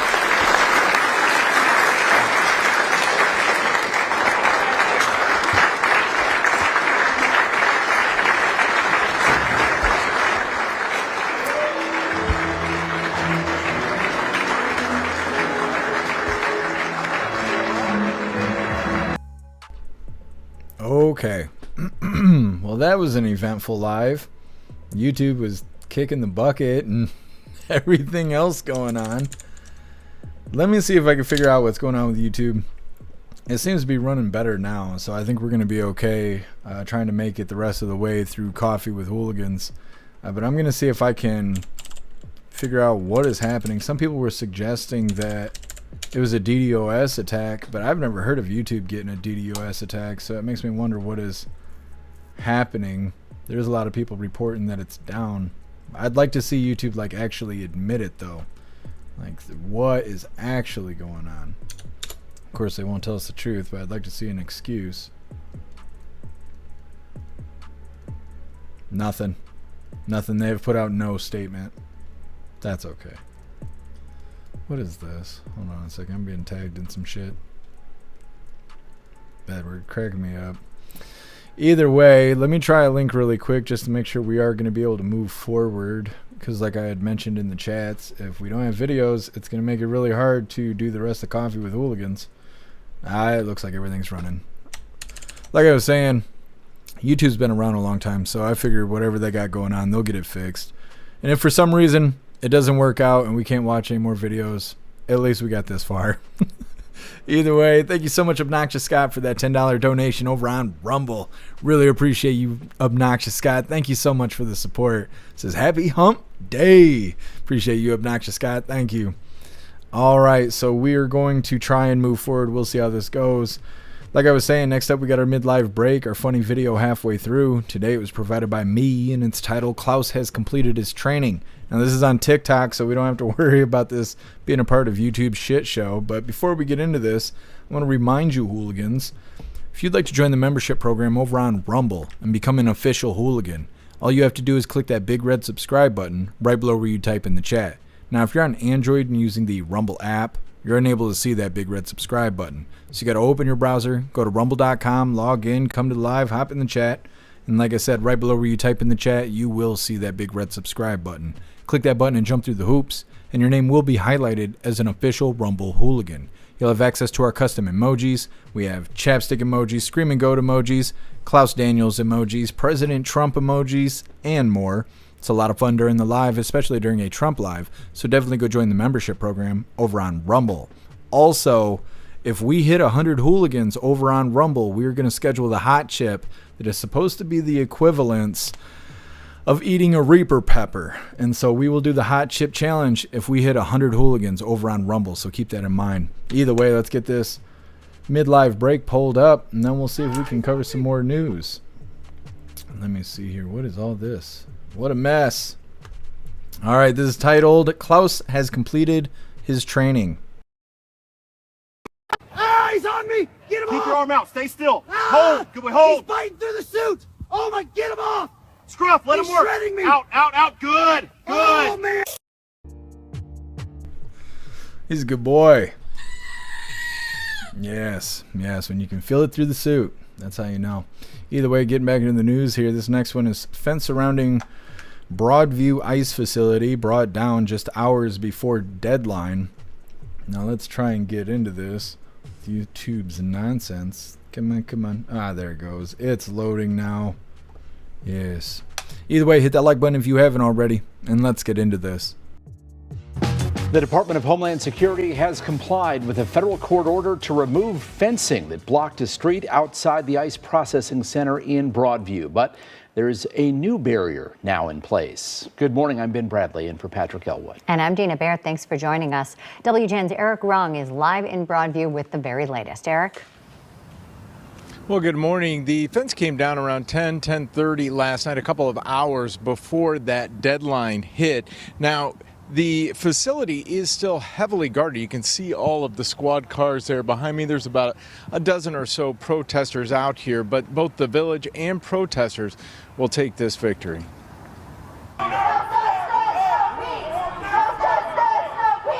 The loaded trucks rolled out just a few hours before the federal court deadline to remove the fencing surrounding the Broadview Ice Processing Center came and went. In a statement, Broadview Mayor Katrina Thompson said in part, quote, "The law, including municipal law, applies even to the federal government. This is a victory for the rule of law in a country that is still a democracy." Very few people were here to protest this morning. I'm a little surprised. I'm still processing, to be honest. I was fully expecting them to try to drag their feet and see if they could defy it. It's good news. They still won't be able to get nearly as close to the facility as they did before the fence went up in late September. At that time, protesters would block ICE transport vehicles, which led to tense clashes between federal agents and protesters. When the village installed concrete barriers to create demonstration zones, protesters moved to another entrance off 25th Avenue. Yesterday, the village installed more concrete barriers that line part of 25th Avenue. People are fighting to get those removed, to put the free speech zone back on 25th. The village saying it was done because there have been too many close calls with people getting hit by cars to keep that area open. Clearly, those barricades are angering the residents, or angering the people who would come out to protest. So honestly, if they're trying to squeeze us into a little corner, it might even backfire on them. That's what I'm hoping anyway. Now, it is not unusual to see light demonstrations out here as far as how many protesters are out here, especially Monday through Thursday. It's Fridays that are the largest day for the demonstrations. We're live in Broadview. I'm Eric Rung, WGN News. Okay. Look at their ads. It's all sank down below where the screen is. YouTube still got some work to do. Either way, out there in Chicago, screaming and crying and smelling like shit. They pushed that cow down in the ground in front of everybody. Peter's gonna be pissed. Next up, Facebook removes page that taught how to attack ICE agents. Apparently the lefties are still on Facebook, and they're using Facebook groups in order to recruit and teach new extremists. That's fun. It's coming up next, but first we're going to hop in the chat, see what you hooligans think about the ICE facility in Chicago having to pull that fence down. Once again, federal judge ordered the fence to be removed, and they removed the fence right before the deadline, but we'll see how things go. I do not really know why they were told to remove the fence. I'm not sure if there was a reason provided. I guess I could take a gander really quick. Let me see what their excuse is, because if the building's being attacked every day, then what was the excuse to remove the fence? Like, they must have had an excuse to put up the fence, I assume. Let me see what I can find really quick. Ruling that the structure was built illegally on municipal land and posted a public safety hazard. Stupid. That's stupid. That's like remove the windows out of your house, because if someone breaks in, they might cut themselves. Okay. Well, like I said, next up, Facebook is housing extremists in their group chats, or at least they were until Kristi Noem, or maybe it was probably Pam Bondi, reached out and had that stuff shut down. It's coming up next, but first we're going to hop in the chat.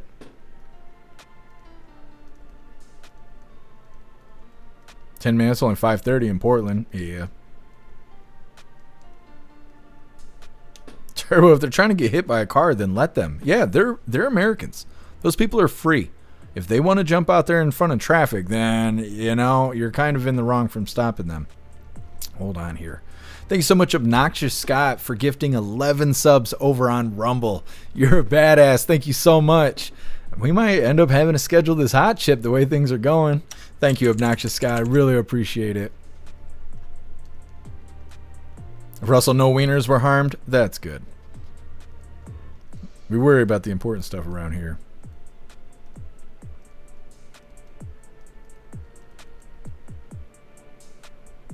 Well, thanks for being here, Russell. Enjoy the rest of your night.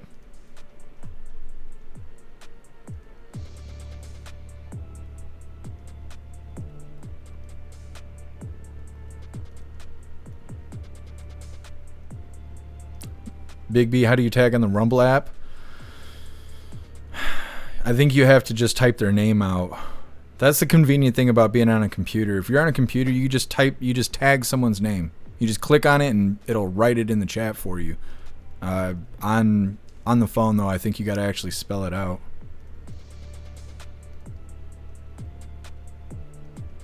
What's up, Plastic Quack? Happy Freedom. The fence was protecting the dumbasses from crossing the line. Now they're gonna get jacked. Yeah, I mean, that's what they want, I guess. Stoner, Facebook is still a thing? It is, but it's a shithole. Every time I go, like, if it wasn't for memes, Facebook would be dead a long time ago. Because it's memes, people posting pictures of their kids, or complaining about how much their life sucks. That's all Facebook is. Like, I'm like scrolling through. Well, first of all, they changed it. So now it's like a timeline of people you don't even fucking know. And then you have to click on like your friends list, and then you can start seeing the old timeline, which is people you already know and you're friends with and shit.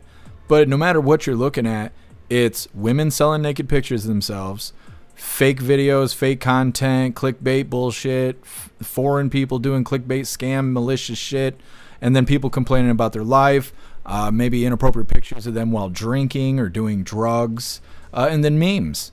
And like I said, if it wasn't for the memes, that shithole would be dead. It's like Craigslist social media. It's, I don't know, it's awful over there. If it wasn't for Marketplace, Marketplace is like, I don't know, like the modern generation's like Auto Trader. I like just scrolling through the Marketplace while I'm taking a shit. You know, I do that every once in a while. But no, the rest of it's just fucking awful.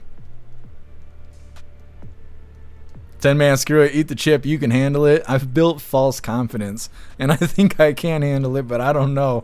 I feel like I'm gonna find out. We'll see if we get a chance to schedule it. Ghostly, it's funny that people declare terrorists get the feds to pull down a fence. It's true, Ghostly. Yeah, they keep saying that Antifa's terrorists, but they're not treating them like terrorists, so I'm a little confused by that.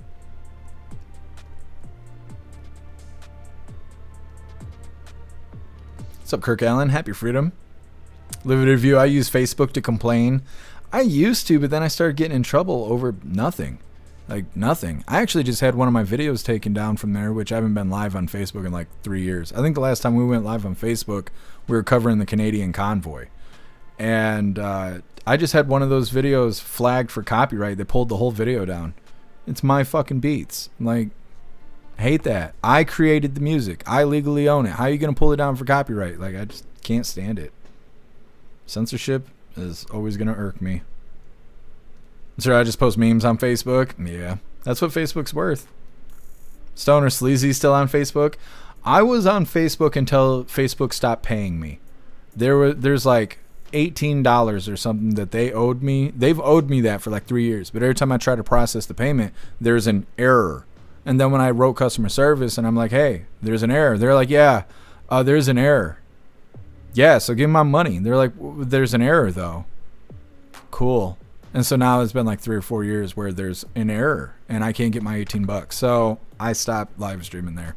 Just like D Live. They were dicking me around with money too. And it's like, nah, you start fucking with money. I grew up poor as shit. Like, so poor. If you steal from me or you take money from me, there is no telling what the consequences of that may be.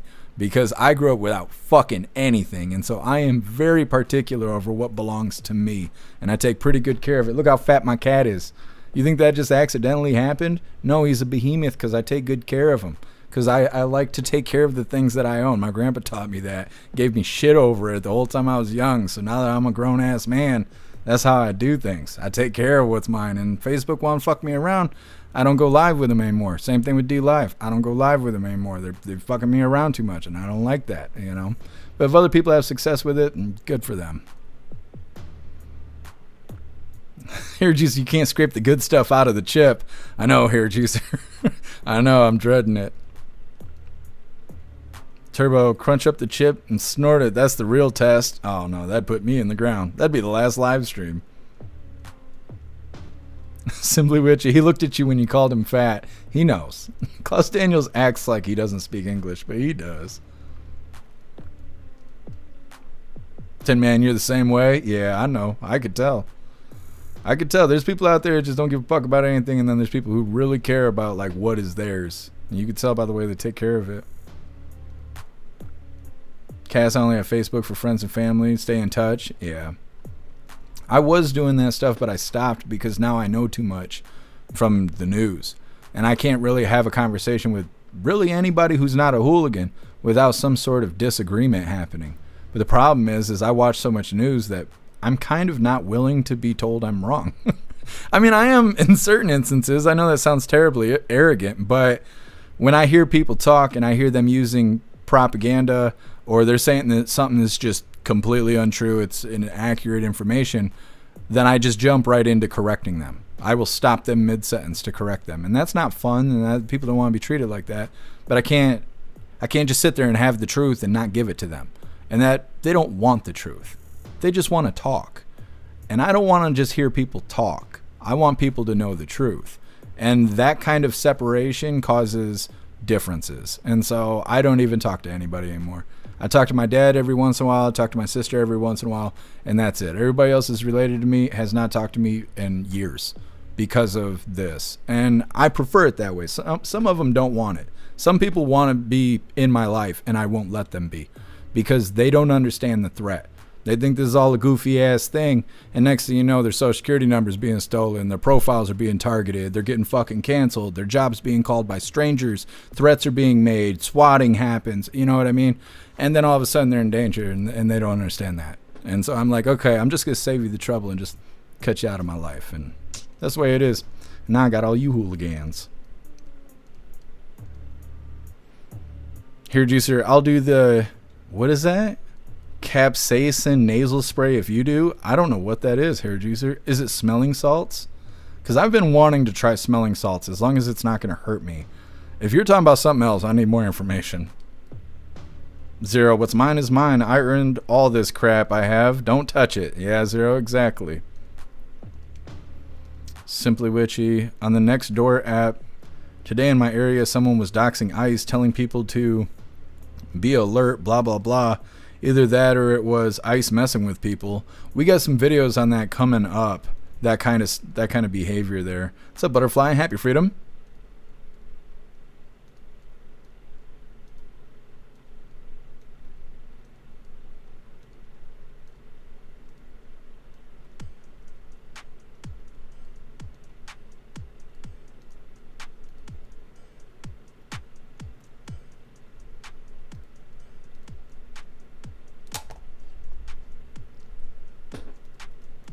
Tony Rez, oh, they are biting your leg. What are you talking about? Don't say that. I went disc golfing earlier, and I was scared to death that something else is going to bite me. I'm like, please don't bite me. Like, my leg's not healed yet. My armor's cracked. If I get another bug bite, it's going to put me in the ground. Colty, it sucks my dad is still in that mentality and doesn't believe anything that I've tried to tell him. Yeah, Colty. Yeah. And it's frustrating. It's frustrating to deal with that, but everybody's walking their own walk. Goth, I just checked out your music earlier this week. Oh, the You're Naughty song. I forgot about that. Yeah. All that music is old. I haven't put any music out since the lockdown stopped and all that stuff because the politics bleeds into it, and I'm not allowed to just enjoy music. I gotta fit this fucking box or else people don't like me. So all the music I have that's new, no one's heard it, and we got new music coming. We'll have new beats coming too, so that'll be a thing in the future. Klaus getting restless about this fancy feast. I'm gonna get back into the news in just a moment. Just want to make sure we get everybody because we were covering Trump and we didn't get to hop in the chat and all that. Big B, smelling salts feel great. See, people seem pretty energized. I get the same kind of vibes watching people do smelling salts is watching people eat hot shit. And so I just kind of want to see what the smelling salts is about. If it's bad, then I don't want to do it. But it doesn't seem like it's a bad thing. So I'd like to see what that's all about just for fun, just to laugh at me, I guess. What's up, Jesus people? Happy Freedom. Jesus people put some Vicks on my leg? That's the only thing I haven't been suggested yet. Pitcher Dad, you love disc golf? Been playing for 30 years? That's badass. I've been playing for 9 years, I think. I'm not any good, but I like having fun. That, to me, that's having fun. Back Frank, holy crap, I've been gone for 2 weeks and Jeff's still having Issues with that leg? Yeah, and they don't even have anything to suggest. I was looking at it earlier, and it's starting to kind of look red again. But we'll see. Cass, as long as you're not eating bath salts, you're good. Yeah, nah, I'm good on that. I don't want that.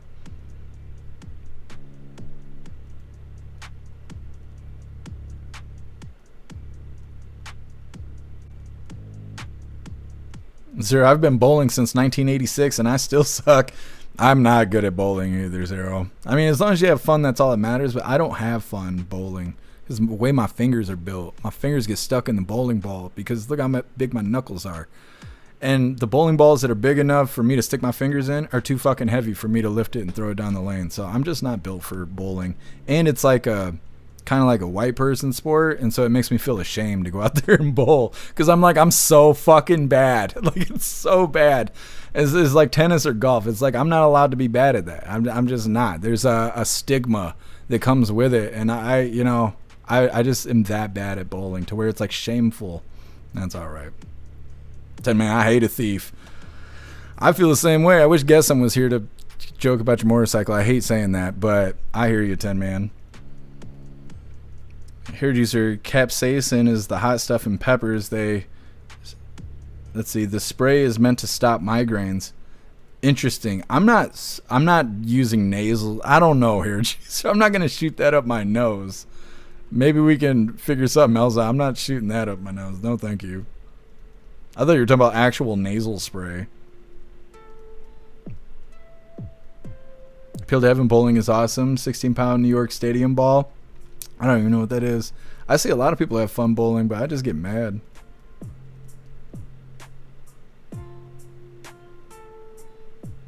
Butterfly, we got a portable tub for our tiny bathroom. Amazon has them like a Victoria tub. We love it. That's badass, Butterfly. Meta, Leftie's leaving because of the truth. That could be a good live stream content. Well, I mean, it depends what you're talking about specifically. Lisa, fuck fecal book. Yeah, them and their censorship.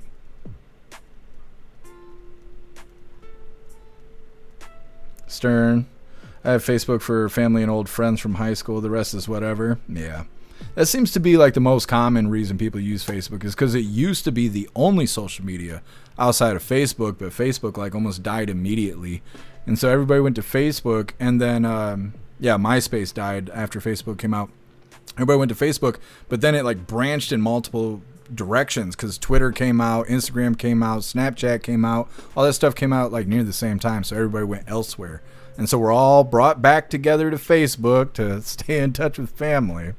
What's up, K-Walt? Happy Freedom. What's up, Marcy? Happy Freedom to you. Silver Cream, maybe?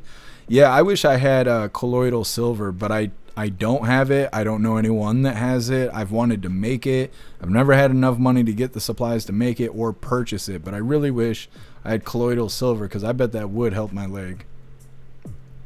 What's wrong with your face, Agent O? What's up, Techno? Happy Freedom to you. What's up, CC? Happy Freedom to you. What's up, DB Cooper? Happy Freedom. DB Cooper, we'll see how many is out there when it's below zero. Winds 20 miles an hour. Yeah, exactly. What's up, Wayward? Happy Freedom. Wayward, I had YouTube up on 3 TVs in the house, all playing something different. They all went dark for a few minutes. Yeah. It seems like YouTube is back now. Well, we'll see when we play this next video. Snook's big fingers means... I don't know. Yeah. I don't know either.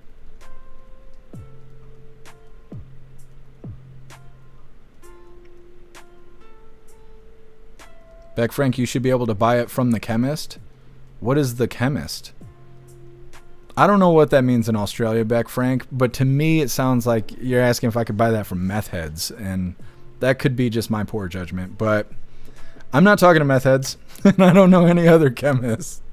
I think we're having where is Gessom? We need a translator to figure this out. Either way, moving forward here, like I said, Facebook removes page that taught how to attack ICE agents. And I'm sure they didn't just go pull down all of them. It seems to be directed by Pam Bondi, so the ones that she chooses get censored, and the rest of them become extremist camps. Hit that like button if you haven't already, and let's get into this. A left-wing group in the Windy City is doing this, teaching people on social media how to attack ICE agents.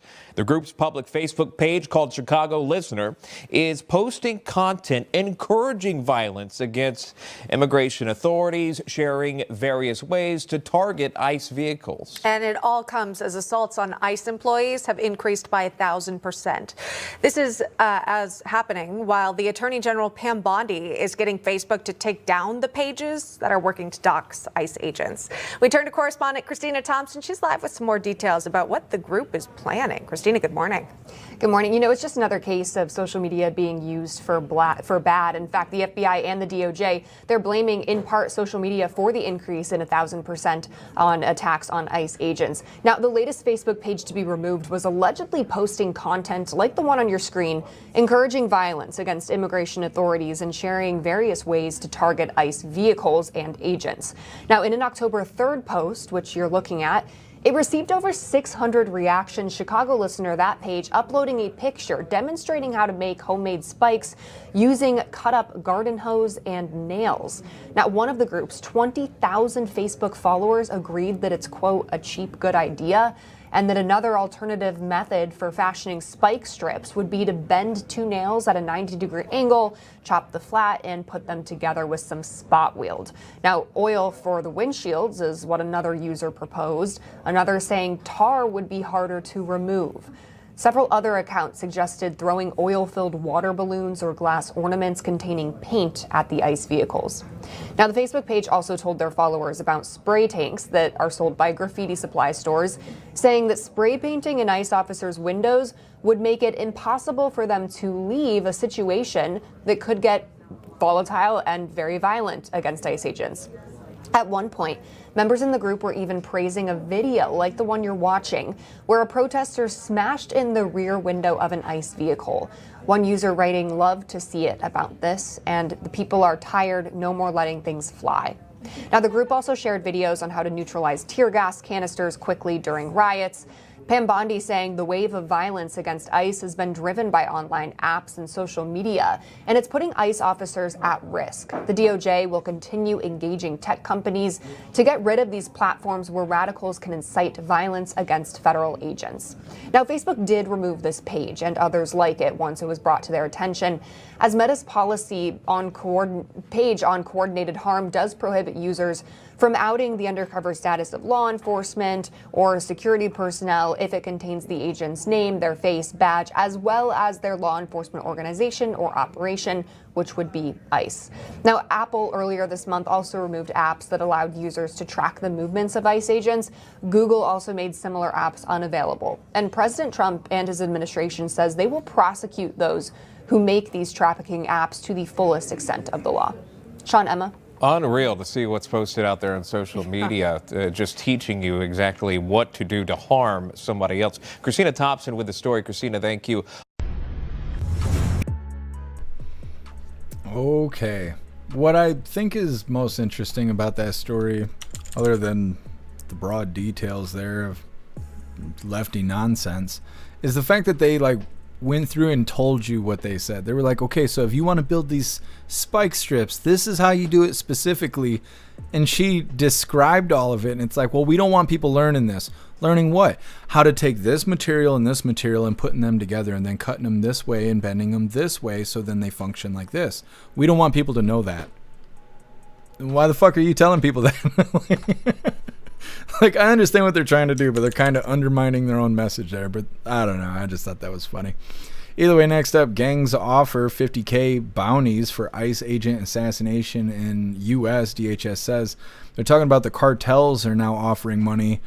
We covered a story recently that was talking about this supposed leader of the Latin Kings posting on Snapchat, putting money on the chief of ICE's head.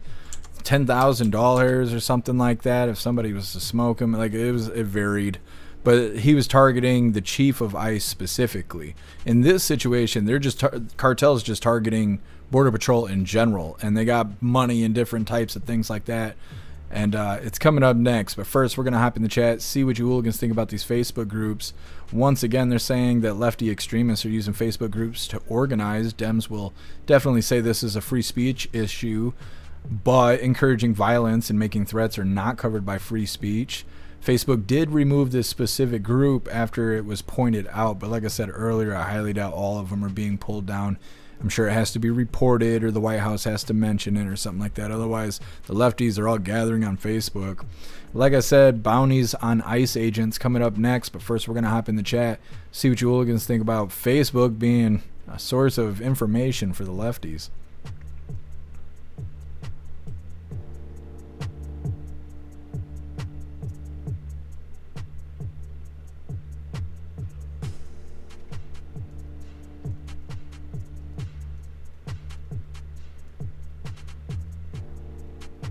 Butterfly, I don't know what that means. Big B, at least they sell vitamins. Talking about pharmacists. Yeah, that's true.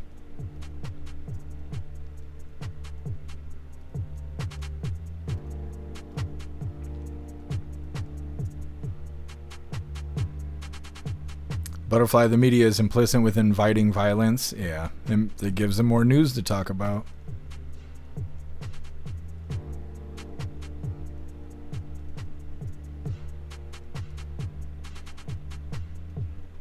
None of them out. Those idiots are going to find out when they attack ICE. Yeah, they are going to find out. It's like that fat girl. We saw that fat girl get pushed by ICE. You hear everybody screaming, "Oh my God. Oh my God." You think that's bad? Like, just wait till they actually retaliate for this shit. Like, you don't want those problems. Leave them alone.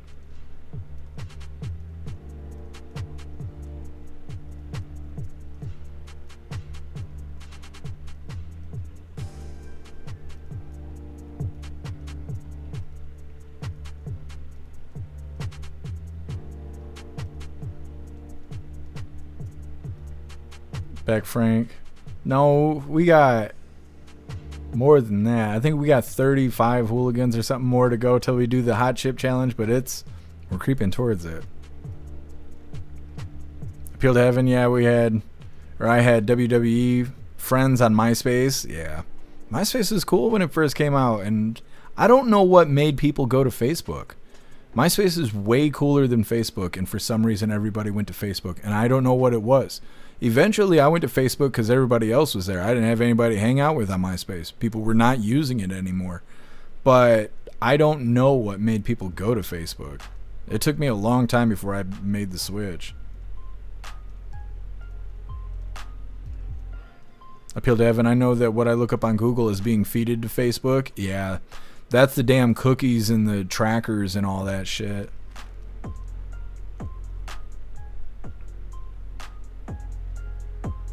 Beck Frank, it was at 90 when you typed it? Maybe I'm wrong. It should pop up here in a second. I'll take a gander. Zero propaganda. Yeah, that's what I think too. Propaganda is what pushed everybody to Facebook, because I don't know what was so appealing about it. Meta, InfoWars sells colloidal silver. Put on your wish list. I can't.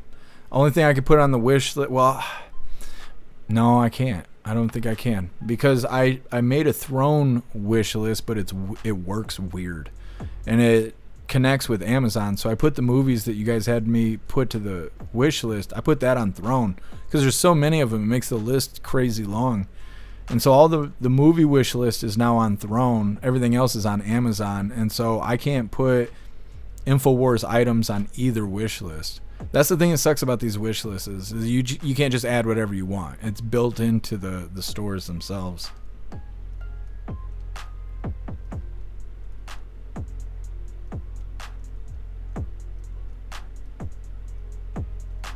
Stern, I loved MySpace. Made me sad when it changed. Yeah. I liked MySpace because it was like teaching people code and stuff like that. It's like you wanted your page to be cool like everyone else's, and the only way to do it was to learn how to code. And you'd learn that from your buddies and stuff. They'd send you messages like, "Oh, paste this on your page, it'll turn into this," or whatever. That's how I feel working on the website now. It gives me the same kind of feeling like when I was working on my MySpace page.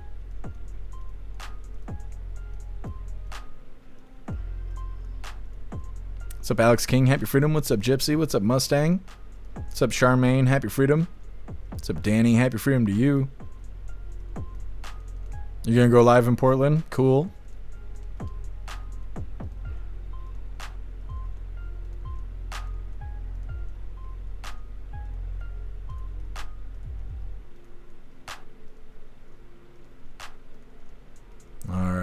hooligans. Let's move forward here. Like I said, Cartel offering $50,000 doll hair bounty for ICE agents assassination, and U.S. DHS is saying.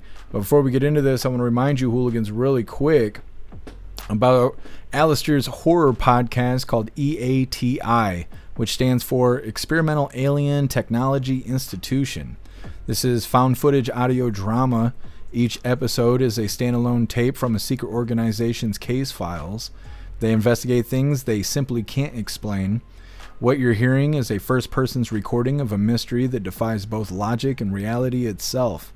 If you love cosmic horror, the terrifying ambiguity, I practice this word every fucking day, and when I go to read this, I fuck it up every time. The terrifying ambiguity of H.P. Lovecraft and the sheer raw terror of the found footage genre, then EATI is your next obsession. It's built for headphone listening to deliver a truly immersive handheld camera experience. Every episode is a unique nightmare that will make you question what's real and what's lurking just beyond your sight. You can listen right now on Spotify, iTunes, Rumble, Buzzsprout, and all major platforms. I'm going to drop this link really quick, and then we'll get back into the news here. Ambiguity. I say it every time I don't need to, but when I need to, I can't say it. Cinnamon. Oh, I said it.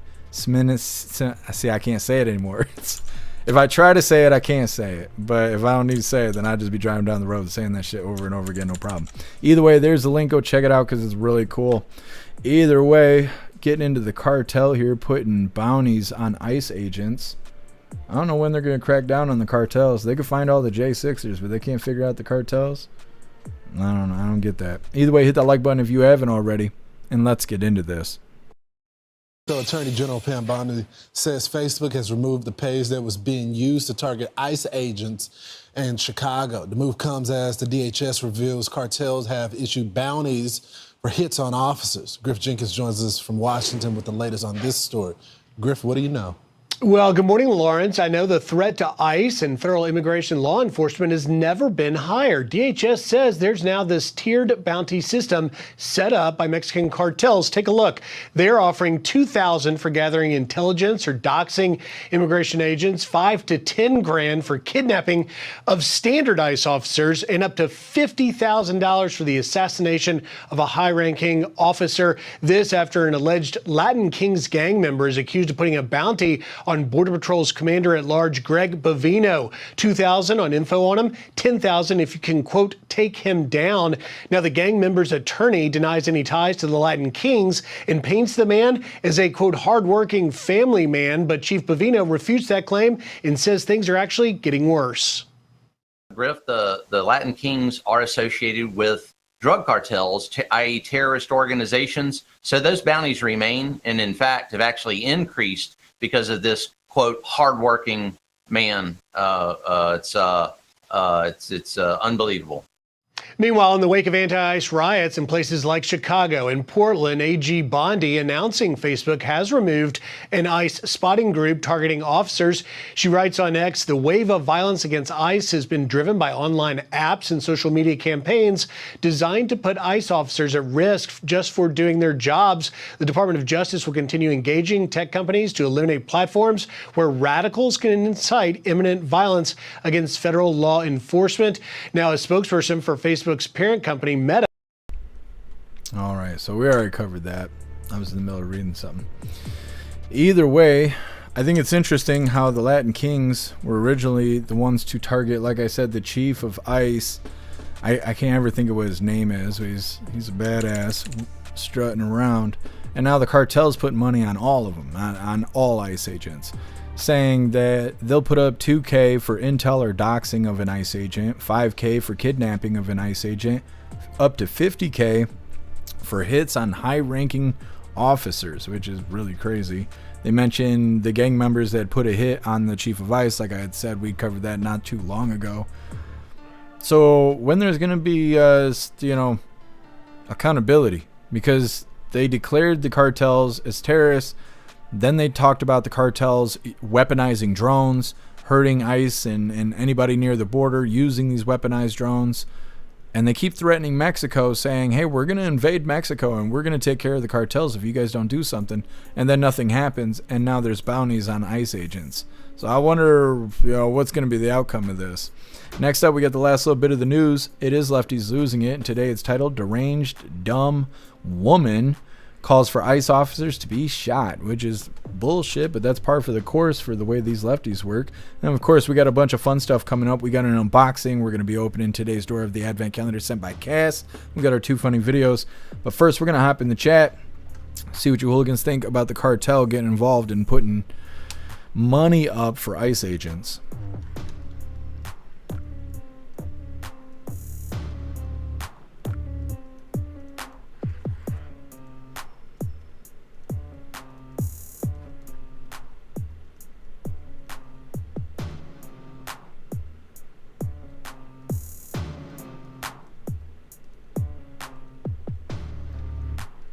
Crickets, do your damn job, Blanche, and allow DOJ to do theirs. Yeah, they need to do something, because there's no reason they should be making announcements like, hey, by the way, ICE agents, they got bounties put on their head.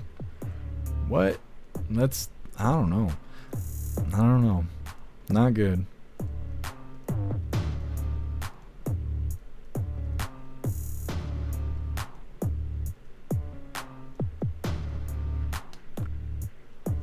Butterfly, these news stories are like free advertisement for cartel bounties. Yeah, it is like that. And just like the last video, they're like, we don't want you guys to be making makeshift weapons, but if you want to, this is how you make them. And it's like, what are you guys doing? Like, what are you doing? Back Frank, I wonder if the Latin Kings were at the No Kings. Probably. I know it's ironic, but I bet they were.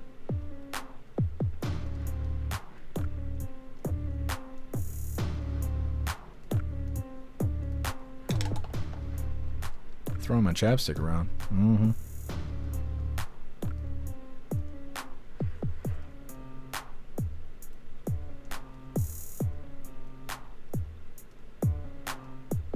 Meta, I burned hard-boiled eggs today. They explode when the water is gone. I'm making a mess. Really? I've only made hard-boiled eggs a couple times. I don't like them, but I used to be a breakfast cook. And every once in a while I'd have to make them. Somebody would order hard-boiled eggs. I've never made them explode, though. I've never done that. You always got to one-up me, Meta.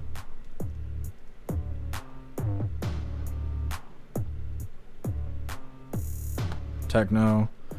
They're just provoking the newsreel of someone getting smoked by ICE. I don't know if they got smoked. They did get shot by ICE. I don't think they were killed, though. There was 2 people. I can't remember if they were in their own vehicles or if it was 2 people in one. But they tried to ram their vehicle into ICE, and ICE opened fire on the vehicle and I think shot one of them. But I don't think they died. But they are trying to turn it into some big thing. They're like, oh my God, feds are out here shooting Americans. And it's like, that's not what's happening. And the person who was shot, I'm pretty sure, wasn't even an American. They were an illegal. But you know how the news is. Either way, getting into the last little bit of the news, and like I said, it is Lefties Losing It, but unfortunately it's not Rita, and it's not my fault. I feel like everybody just starts throwing trash at me when I say that. Either way, like I said, this is titled Deranged and Dumb Woman Calls for ICE Officers to be Shot, which is not a good message, and hopefully she got picked up by a 3-letter agency, but you never know. Now come on, YouTube, don't give me fucking problems. We're right here at the end, damn it. Alright, hit that like button if you haven't already. Poor woman, that's quite the thumbnail there. It's usually me eating shit on the thumbnail. Today it's her, though. Hit that like button if you haven't already, and let's get into this. And now it's time for Lefties Losing It, and we're going to start with a clip that I am sure will get all of the lefties in a spin. Actress Keira Knightley is now the MVP, in my view, for taking on the forever whinging trans brigade. I saw you're voicing Professor Umbridge in the new Harry Potter audiobooks. I was wondering, are you aware that some fans are calling for a boycott, given J.K. Rowling's ongoing campaign against trans people? I was not aware of that, no. I'm very sorry.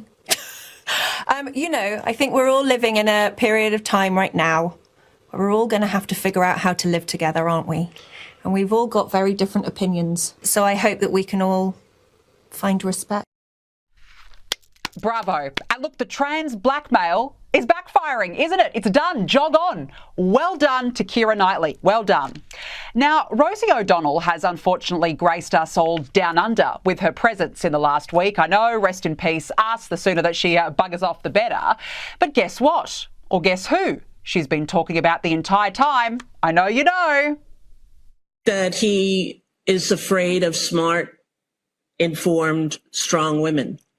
And, he thinks women are to be abused, to be grabbed by the pussy. As he said, I thought when that happened that Some of them like it. Calm down. I remember when Gary Hart had a girl sit on his lap, a grown woman, not a child. And that was the end of his candidacy.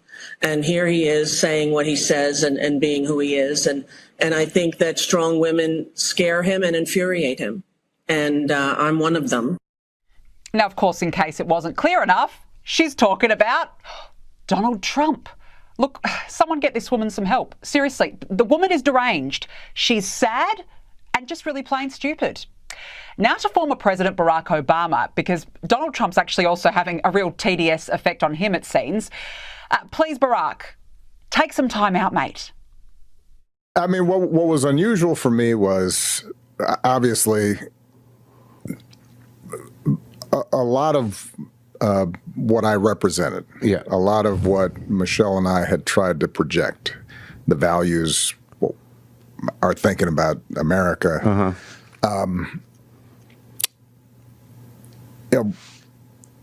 My successor seemed to represent the opposite.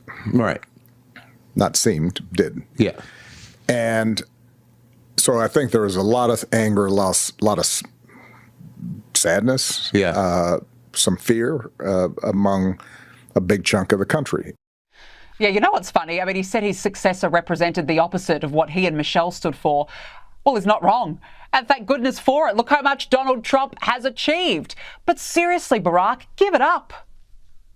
I've become increasingly concerned about the rising wave of authoritarianism sweeping the globe. We're seeing politicians target civil society, undermine freedom of the press, weaponize the justice system. And no one is being spared. Even countries that thought they were immune from wholesale assaults on democracy now understand we're all part of this struggle. That's an enormous challenge. Yeah, because everything was just so peachy under the Obama reign. At least he knows he will always have one fan to keep cheering him on. Donald Trump wants to screw up Obama's legacy. This is all about Donald Trump being the small, petty man that he is, and he doesn't want Obama to have that legacy. Sunny always delivers, doesn't she? Right on cue when the Dems need her the most.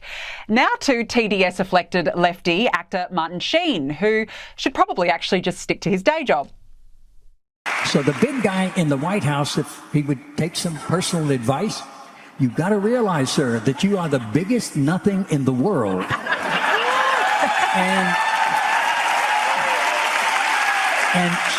and sir, you stop there. You stop listening to all these people around you, these sycophants, who are encouraging you to be your non-human self. Get in touch with that humanity. Stop fussing with your hair. And don't worry about your tie. And stand up straight and speak clearly, not from your throat. Speak from your heart. And start being human. That's what you were made for, not golf. Look, this guy's a diabolical clown. Trump is out there brokering peace. Can anyone name 10 of Martin Sheen's best movies? Waiting, please. No. Now over to the deranged and tiresome UK Labour Party, which is now boring us all with claims that the British flag makes people a wee bit queasy. And then I see flags painted on roundabouts, and that is just a bit weird. And you know, because you've seen it online and I see it in my inbox, that this does make people feel uneasy. And they ask, what message are these flags supposed to be sending? I mean, it's the rehearsed script, the walk, the hands. I mean, the left are they're tiresome, aren't they? It is quite draining. And unfortunately, it gets worse. Now look, I'll take people at their words. People who say this is about national pride. I'm proud of my country too. And I'm proud of our flag. but I do understand why others feel that it's about excluding people. He starts, now look, he says, look, if these loonies think that the national flag is so bad, the door's open. Off you go. Bye. And now to the dangerously dumb lefties who are still sooking over ICE. Why aren't we shooting back at them? Can anybody explain that to me? What, like, I don't own a firearm, but if I saw an ICE agent, it would brick right to their dome. So why are the armed citizens not shooting back at them? Just a question. Well, good luck with that one. And now to this Liberal woman who, look, just have a look. Even with DEI, people with disabilities, people of color, and women, and female presenting LGBTQ have had to work hundreds of times harder than white men. White men are unqualified for any position of power because they never had to work for it in their lives. We need to get rid of the real DEI hires, the white men. Joining me now is filmmaker and commentator. She looks like a white man. I don't know. Not good. Either way, that is all of the news I had for you hooligans today. We are going to get into the fun stuff. Like I said, we got an unboxing from Sticker Mule, and then we are going to be opening today's door of the advent calendar sent by Cass. We got our 2 funny videos of the day. But first, we're going to hop in the chat, see how you hooligans feel about lefties out here losing it in the absence of Rita.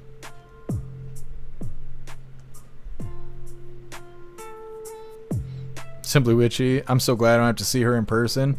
I know, I feel like I could smell her breath through the video. What's up, Dennis? Happy Freedom.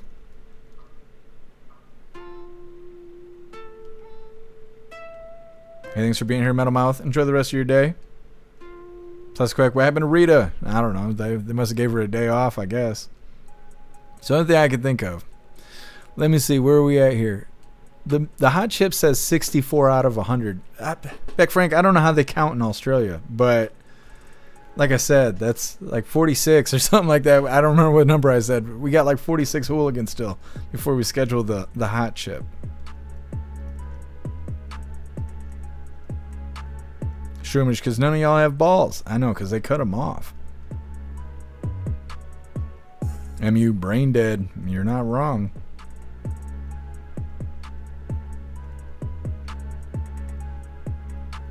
Goth, yeah. Well, and we got a really late start today. Today and yesterday we started really late. Beck Frank, smartass. You don't want me to be a dumbass, do you, Beck Frank? Hair juicer, how you burn your phone screen? What are you doing?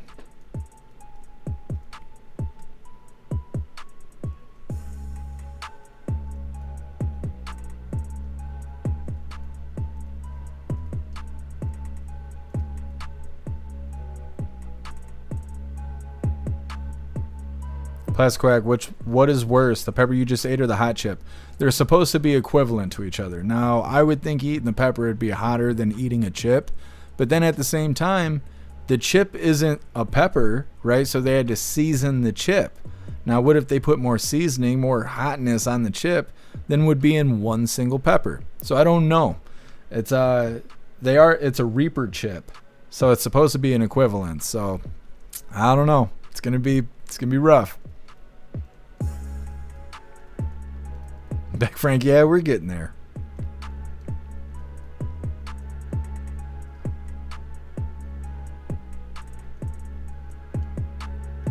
I'm at a 36 to the hot chip. Thank you. My math wasn't mathing.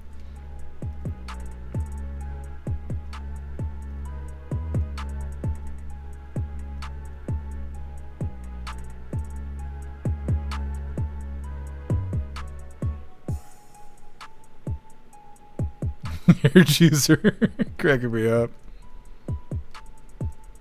10-man catfish Cooley put hot sauce on the chip before he ate it. I don't think he had one of these, but he's willing to do that stuff. I couldn't do that. He'd be able to outdo me with hot stuff any day. Alright, hooligans, let's get into the fun stuff. Like I said, we're going to be doing an unboxing here in just a moment, and we're going to be opening today's door of the advent calendar sent by Cass. And we got our 2 funny videos of the day. First one was provided by Stoner, and it's titled Just For You. And our official funny video of the day was provided by Simply Witchy, and it's titled That's Still No Excuse. All of that's coming up next, but first I want to remind you, hooligans, if you'd like to support the live to keep us running, you're welcome to use the links in the video description in order to send donations. You can do that by using PayPal, Cash App, Stripe, Zelle, Venmo, Locals, Buy Me a Coffee, or you can even send crypto. Now I did grab a link here because I did make a page on the website, and maybe this will be more accommodating for some of you. So either way, if you'd like to support the live, you know what to do. Now, Sticker Mule did not send me this package just off the rip. I actually ordered these magnets before I realized that I was going bankrupt and getting bent over for the weekend, which, as far as I could tell, we survived everything. But like I said, we are going to be doing an unboxing from Sticker Mule. And I ordered some stuff, and I've ordered stickers. I ordered stickers in the past. This time it's magnets, like I said, but they do really good work, and we might see about shirts and stuff like that through them. But as I've been telling you guys for a couple days now, maybe longer than that, I have a new merch store. It's going to be a part of the website that all of you guys will have access to, even if you're not on the website, that has really cool stuff. So before I worry about making more merch, I'm going to work on the merch store I've been telling you guys about. Now let me get everything out of here so I can tell you all about it. Okay. There you go, Klaus Daniels. Now, what's cool about Sticker Mule is when you order from them, you get all kinds of stuff. Now, I did order magnets. I'm going to show you here in a sec, but they also sent me stickers. And anytime I've ever ordered anything from them, they have sent me multiple stickers because they're super cool. And they do really good work. All their stuff is really good print. This is actually a coaster. This is my 3rd or 4th Sticker Mule coaster that I didn't pay for, that I didn't buy, I didn't order. They just stuck it in there with everything else because they are cool like that. I don't know what this is. Advertisement, I guess. Sticker Mule advertisement. Now here's the cool magnets I just paid for. I don't want to stick it too close to the camera because it's a camera and you're not supposed to stick magnets close to stuff like that. Now hold on because I want to open it here. I don't remember how many I got. Quite a few. Ugh. But they look like this. And they're like fridge mags, or you could probably stick it on your vehicle. But it is a magnet. Nice hooligan badge. Looks fantastic, actually. Now, like I said, I bought quite a few of these. And if you hooligans would like a hooligan magnet, send me a self-addressed envelope to the P.O. box on the website, and I will send you magnets. Now let me see here. I will get you the address for the P.O. box. If you would like a magnet, like I said, send me a self-addressed envelope and I will send you back a couple magnets. Now let me see if I can find the thing here. Contact page. Now, depending on how many people respond to this will dictate how many magnets I send out, on top of weight and stuff like that. But if you do the thing, this is an easy way for you to get yourself a free hooligan magnet. Now, if you do decide to participate in this, please send me an email to jeffmaclive@gmail.com so I know when to go to the P.O. box. I'm going to go to the P.O. box periodically over the next couple weeks, but it makes it so much easier if you email me because then I know that you're expecting a response. So either way, that's fun stuff I was telling you guys about for the last couple days is these magnets. And I had to fight UPS for them shits yesterday because they want to make a fool of themselves, and I had to expose them on X and a lot of back and forth. But they brought my magnets today, and I want to share with you guys. So there you go. All set. Do the thing. Anyways, let's see what we get today from the advent calendar sent by Cass. And I totally forgot to Google what we think is Michael Myers. I will here in a moment. But first, let's see who we get today. Now I wonder if this is going to be one of those doublies. Oh, it was the opposite. It's a blank spot. As we get farther through this advent calendar, we're going to hit doublies and maybe triplies. Oh man, the next one is blank too. Oh dang, they did good on the figures. They need to work on the box a little bit. Never say that to a woman, by the way. Let me see. Come on, get out of the box. There we go. Okay, now I'm extra confused. Who is this? If we already got Michael Myers, now who is this? And Michael, I don't know. It's definitely not Jason, because Jason doesn't have hair. Both these guys got hair. Who is this guy? Who is this? Do you guys know who the hell that is? We're gonna have to Google Lens both of these guys. Let me see. Where's my phone at? Really quick. We're gonna do this real quick. That's what happens when you improv the whole show here. Let's see what we can do.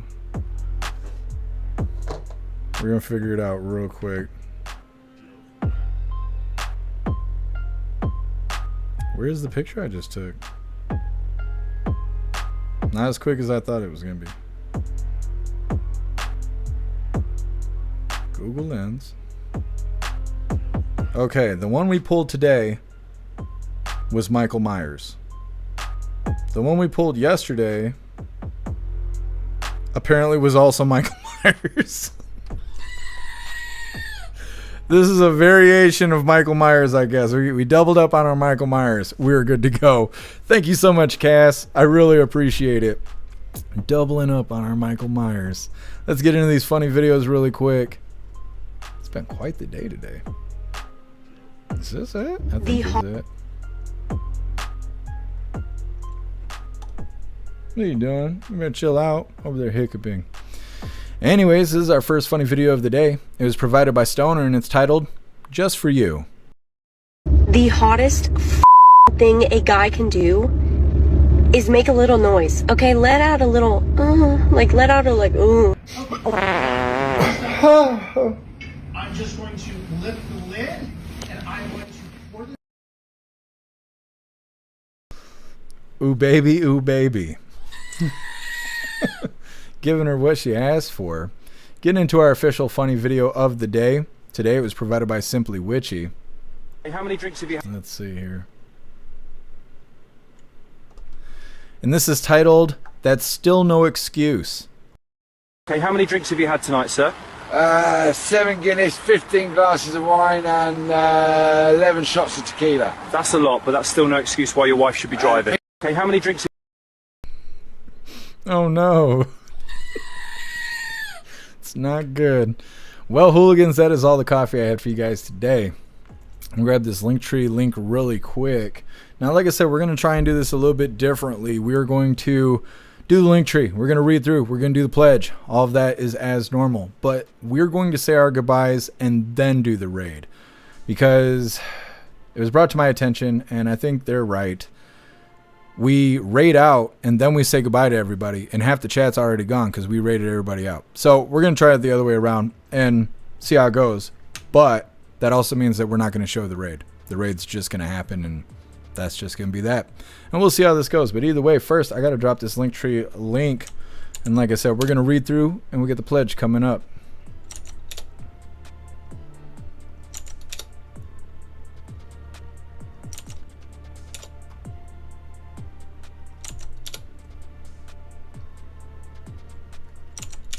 Alright, hooligans, there is the Linktree link where all of my links are listed. So if you'd like to make donations, join membership programs, or purchase any merch, I'd really appreciate it. All of your guys' contributions keep us running every day except for Sunday, because we got to have a day to recharge those batteries.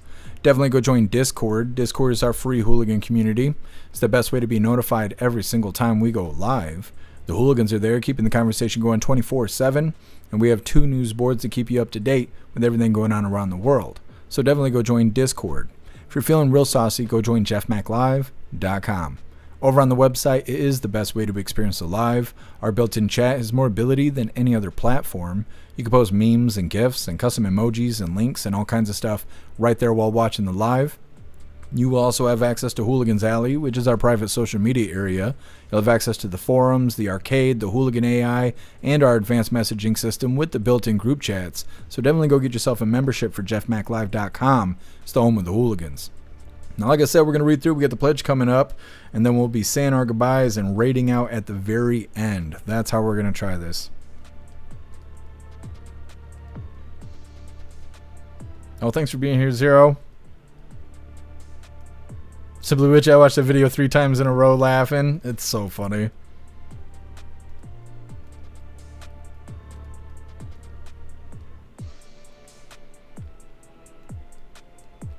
Hair juicer, my tattoo is faded perfectly. It looks exactly like the paintbrush. My knuckles have faded terribly. My artist moved away, and it's hard to find someone who will touch up other people's work, let alone fingers. Yeah, hair juicer, that's what I'm going through too. I can't get my hands touched up because the person who did my hands, I don't know where they went, but they went somewhere.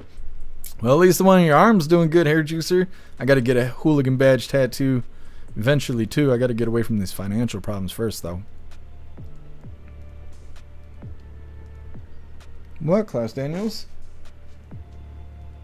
Klaus is rioting. He's like, you know what time it is? 8 o'clock is Fancy Feast time. It's almost 9:30. I'm just going to start swatting me right in the sack here.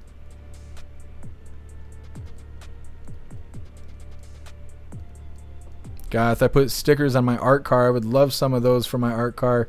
Well, send me an envelope, and I'll send you some back.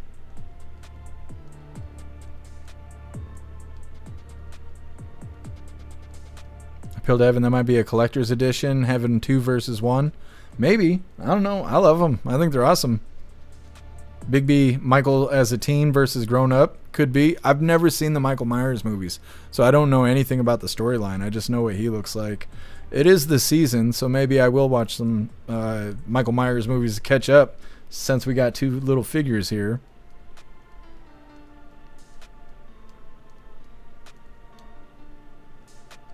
Hey, thanks for being here, Patriot Dad. Enjoy the rest of your day. Oh, you guys were saying it was from Scream. No, it doesn't look like Ghostface. I'm hoping Ghostface is in there, though.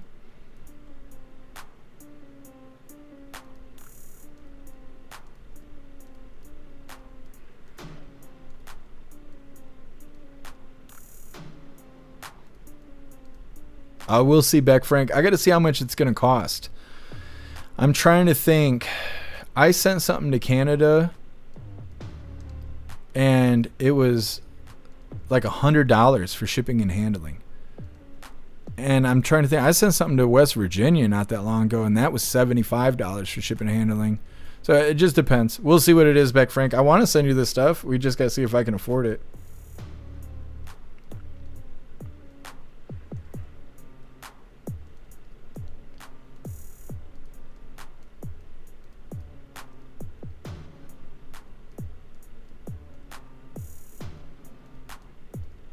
Well, thanks for being here, Meta. Enjoy the rest of your day. JC, happy freedom to you. I'm a bobcat. There ain't nothing wrong with that. Oh, you're badass, Jagular. Thank you so much for the support. Really appreciate it. Thank you so much. That's all right, JC. There's nothing wrong with being a bobcat. Here, Juicer got the definitely sticker on my back window. I know, you're a badass. All right, hooligans, let's do a thing really quick. Please join me for the Pledge of Allegiance. I pledge allegiance to the flag of the United States of America and to the republic for which it stands, one nation, under God, indivisible, with liberty and justice for all. All right, I just want to make sure the whole apartment building is doing the pledge with me here. Anyways, we are going to be doing our goodbyes, and then we're going to be raiding out. And I know that feels ass backwards because I like showing the raids and all of that stuff. But I think it does make more sense to do it this way because we send out the whole chat and then we're saying goodbye to nobody. So, I don't know. We're giving it a try. But either way, I do appreciate all of you hooligans being here. Thank you guys for being fantastic and sticking around while YouTube was having a stroke and all those other issues, which I'm thankful that they got that figured out so we could continue Coffee with Hooligans after President Trump was showing us his balls room. It was very nice. It was very nice, Mr. Orange Eagle President man. Either way, I appreciate all of you guys. Thank you guys for being here. Thank you for helping me cover the news. And thank you for helping me make the news suck a little less. I really appreciate all of you guys. Go out there, enjoy your day, find some good food, have fun, but please be safe. And I will try and do the same. Make your way back to us tomorrow, 3 p.m. Eastern time for the very next Coffee with Hooligans. Now, like I said, we are wrapping this up, but as soon as we flip to the next screen, the outro screen, as I call it, we're going to raid. So if you're over on Rumble, don't leave just yet because we are going to be raiding out. Now, before we wrap this up, I will let you guys know who we are raiding. Today, we are going to be raiding. Let me see. Who did we raid yesterday? Oh, did we raid a gamer yesterday? No, we raided Handy News yesterday, and before that, we raided Rotella. Today, we are going to be raiding. Let me see. There's so many people live right now. Cat Dog. It's got to be Cat. Yep, Cat Dog. It's a Cat Dog day. So we're going to be doing that. He is over here doing as he does. Now, like I said, we're not raiding right this second. We're saying our goodbyes. But this is where you guys are heading over on Rumble. Make sure to hit that like button when you get there. Either way, like I said, you guys are fantastic. Thank you guys so much. Come back tomorrow, 3 p.m. Eastern time for the very next Coffee with Hooligans. Huge shout out to everyone that made donations, joined the membership programs, or purchased any merch. I really appreciate all of you hooligans, and I wouldn't be able to do any of this if it wasn't for you. So thank you so much for all your support, and I'll see you on the next live. Until then, stand tall, shine bright, and that's a wrap.